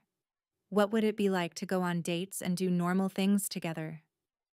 You know, she wasn't the only one who hated that boss lady, the one they called Heather, Brayson said. Liza's heart skipped. What? There were others. Lots of them. We heard them talking about how much they wanted to get out of Heather's claws, but they were all too afraid to do it. So Winter wasn't alone. The invisible rope pulling Liza back grew unbearably tight, squeezing her chest until she couldn't breathe. Winter had sacrificed everything to help her get Brayson back. Could she get over the fact that Winter was a shifter? As scared as she was, she wanted to. She cared about Winter in a way she couldn't explain, like maybe they really were fated for each other. Maybe the idea of fated mates was real, and after years of floundering, Liza had finally found where she was meant to be. She couldn't ignore it any longer, and she didn't want to. When she let herself feel it, the thought of being fated for Winter's love was so warming, so exciting, that it made her eyes burn with tears. She pulled over so abruptly that the guys bumped into each other and the windows. "What are you doing?" Chris asked, righting himself in the back seat. "I have to go back," Liza said. "You guys keep going to the ferry." She looked around desperately for another means of transportation. Shouldn't there be a bus somewhere? "Hitchhike," Liza said, swerving in front of a minivan heading toward the ferry. The guys shouted, and screeching tires and burning rubber filled the air as the van came to a stop. The driver laid on the horn. "Get in their car. All of you. Take my credit card and get on the ferry, and I'll catch the next one home." "I'll come with you," Brayson said. "No, you've been through too much and are a missing persons case." The van's driver, a middle-aged white dad in a Hawaiian shirt and sunglasses, leaned out the window to shout insults at her, which she ignored. Brayson opened his mouth, but Liza cut him off. "Brayson, you've been missing for 2 weeks. You're going home right now." "Like hell!" Liza roared, gripping the steering wheel tighter. In the rearview mirror, the other guys exchanged frightened looks. "I'm giving you all 5 seconds to get out of this car and get in that van. Otherwise, you're coming with me back to Heather's." Nobody moved. Angry Dad was still shouting for her to get out of the way, opening the door like he was going to step out and throttle her. "Idiots," Liza mumbled, though secretly, a trickle of warmth filled her chest that the guys were sticking with her. She waved an apology to the confused family in the van before speeding back toward Heather's mansion. Chapter 16. Winter. Loyalties. Winter was going to die beneath the claws and teeth attacking her. She had no energy left. Several cougars piled on her, ready to rip out her throat and leave her dead on Heather's lawn. She'd managed to stop Heather from going back inside to get her car keys, and she'd fought for her life while Heather tried to kill her. Their difference in age and agility might be Winter's only advantage. But why wasn't she dead already by the others' claws? Something was off. They weren't fighting hard. Heather and maybe two others seemed to be the only ones putting their energy into it. The rest were half-hearted, making it too easy for Winter to throw them and back away. Were they tired? No. They were hesitating. Bolstered by this, Winter summoned every drop of remaining strength and burst free from the group. She shifted into her human form and stumbled backward with her hands up, gasping for breath. Wait! Pain shot through every cell in her body. Her muscles begged for a rest. Heather was about to pounce again, but she seemed to notice that everyone else had paused, and she backed off with a hiss. Heather, listen. I care about Liza. I know you can't deal with heartbreak, and I know you're afraid of the vulnerability that comes with being in love. Heather snarled, staying in cougar form. Winter seized the opportunity to press on. But you can't control how the rest of us live. You can't force us not to find our soulmates. I'm done working for you, and I'm done living in this town. Heather shifted back into human form, standing tall and confident in her nakedness. Her expression was murderous. So you want to go the same way Elsie did and for the same reason? How poetic? A car peeled down the driveway and everyone turned as it lurched to a stop beside Winter's car. The door of Mel's SUV opened, and the guys who'd just left piled out. They formed a line, their fists clenched like they were ready to fight. Heather huffed. Idiots! Then Liza came around from the far side of the car, wielding a crossbow. Liza, Winter choked out, get out of here. Shut up, Heather said. Cougars, grab them! The cougars were scattered, half of them in human form and snatching up their discarded clothes. With a confirming glance to Heather, Mel and a few others walked toward Liza and the guys. Liza swung the crossbow, a fiery expression in her eyes that said plainly that she was ready to use it. The women stopped several strides short. Get back in the car, Liza, please. All of you listen to me, Liza shouted, her finger on the trigger. I know you've sworn your allegiance to Heather, but I know you've all considered whether there's more in life for you. You don't have to keep living like this. Mel, shut her up, Heather said, but Mel didn't move. Winter opened her mouth to tell Liza to be careful, but no sound came. What was she doing? Why did she think it was worth talking to the others this way? Liza paced closer, the crossbow ready.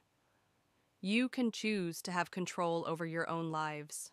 Right now, you can fight alongside Heather and keep living like this, or you can get out of here.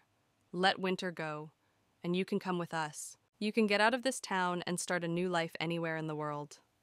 Honey, you have no idea what our lives are like, Heather said, laughing. I know exactly how these women feel, Liza said fiercely, and her voice cracked with emotion. She was close enough that Winter could see tears in her eyes. I spent years without control over my life. I never realized until I got away from it. But that relationship took away my sense of self. I was living for someone else instead of for me, until I decided who I wanted to be. The women around them were silent, listening. Winter stood taller, pain shooting through her. Her heart pounded. Did the others secretly have the same doubts as her? Were they all wondering how their lives had ended up this way, and how to escape this life of servitude when so much more was possible? Maybe I wasn't the only one shaken by Elsie's death. Winter clenched her fists, ready to defend herself. Heather, I want a life where I'm allowed to fall in love. I want my own family, not this cult you've put together.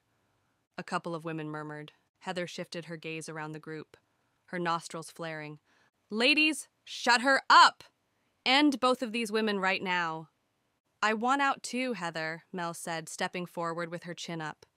She was sweating, terrified, but God, she was brave. A few others voiced their agreement, and Winter's heart beat faster.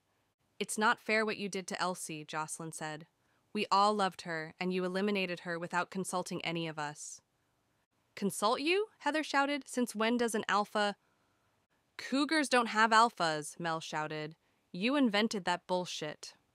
I want to live alone. I'm sick of this." Nadine and Trisha went to stand beside Heather, as loyal as ever.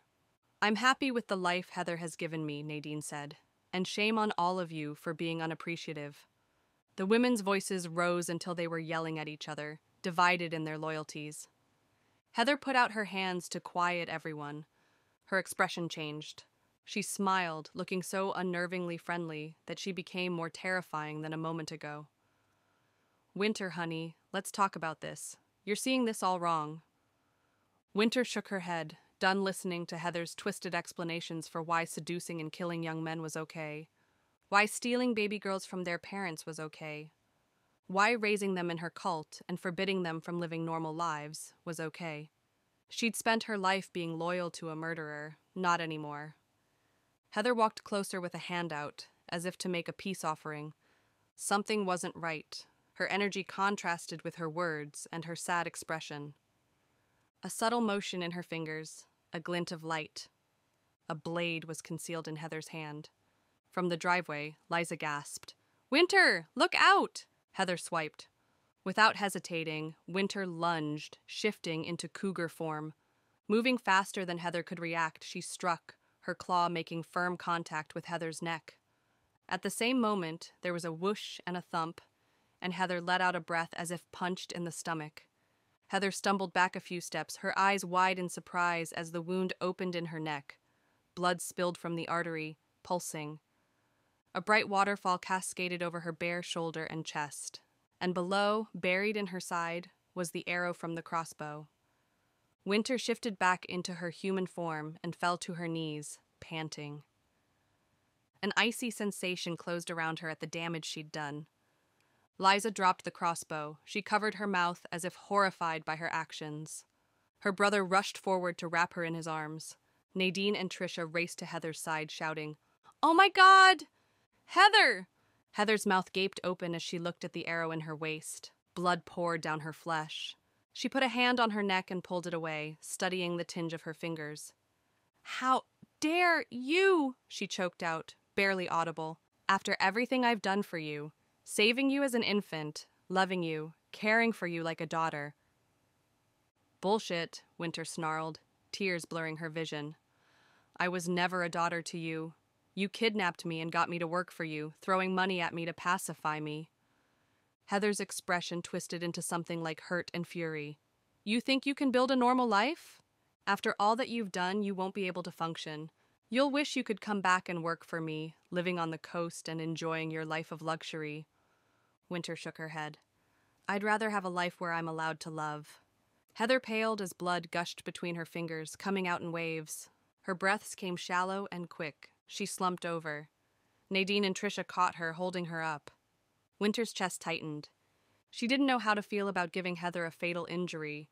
She hadn't thought about it before she'd done it. Heather's eyelids fluttered. She had moments left to live. Nadine and Trisha were panicking, breathing fast, while everyone else looked on in stunned silence. Mel grabbed Winter's wrist, making her gasp. "You should get out of here," Mel said, nodding toward her white SUV. "Now. We'll deal with this." Winter nodded, backing away. "Thank you."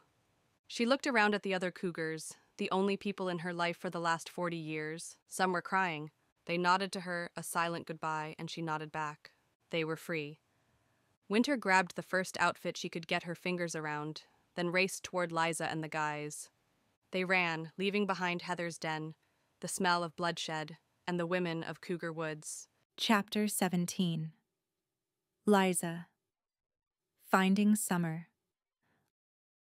Liza knocked on the door of Winter's new townhouse, her heart pounding in anticipation. When the door opened, her belly swooped at the sight of the gorgeous woman across the threshold. Winter looked happier than Liza had ever seen her, like the weight of Cougar Woods had been lifted from her shoulders.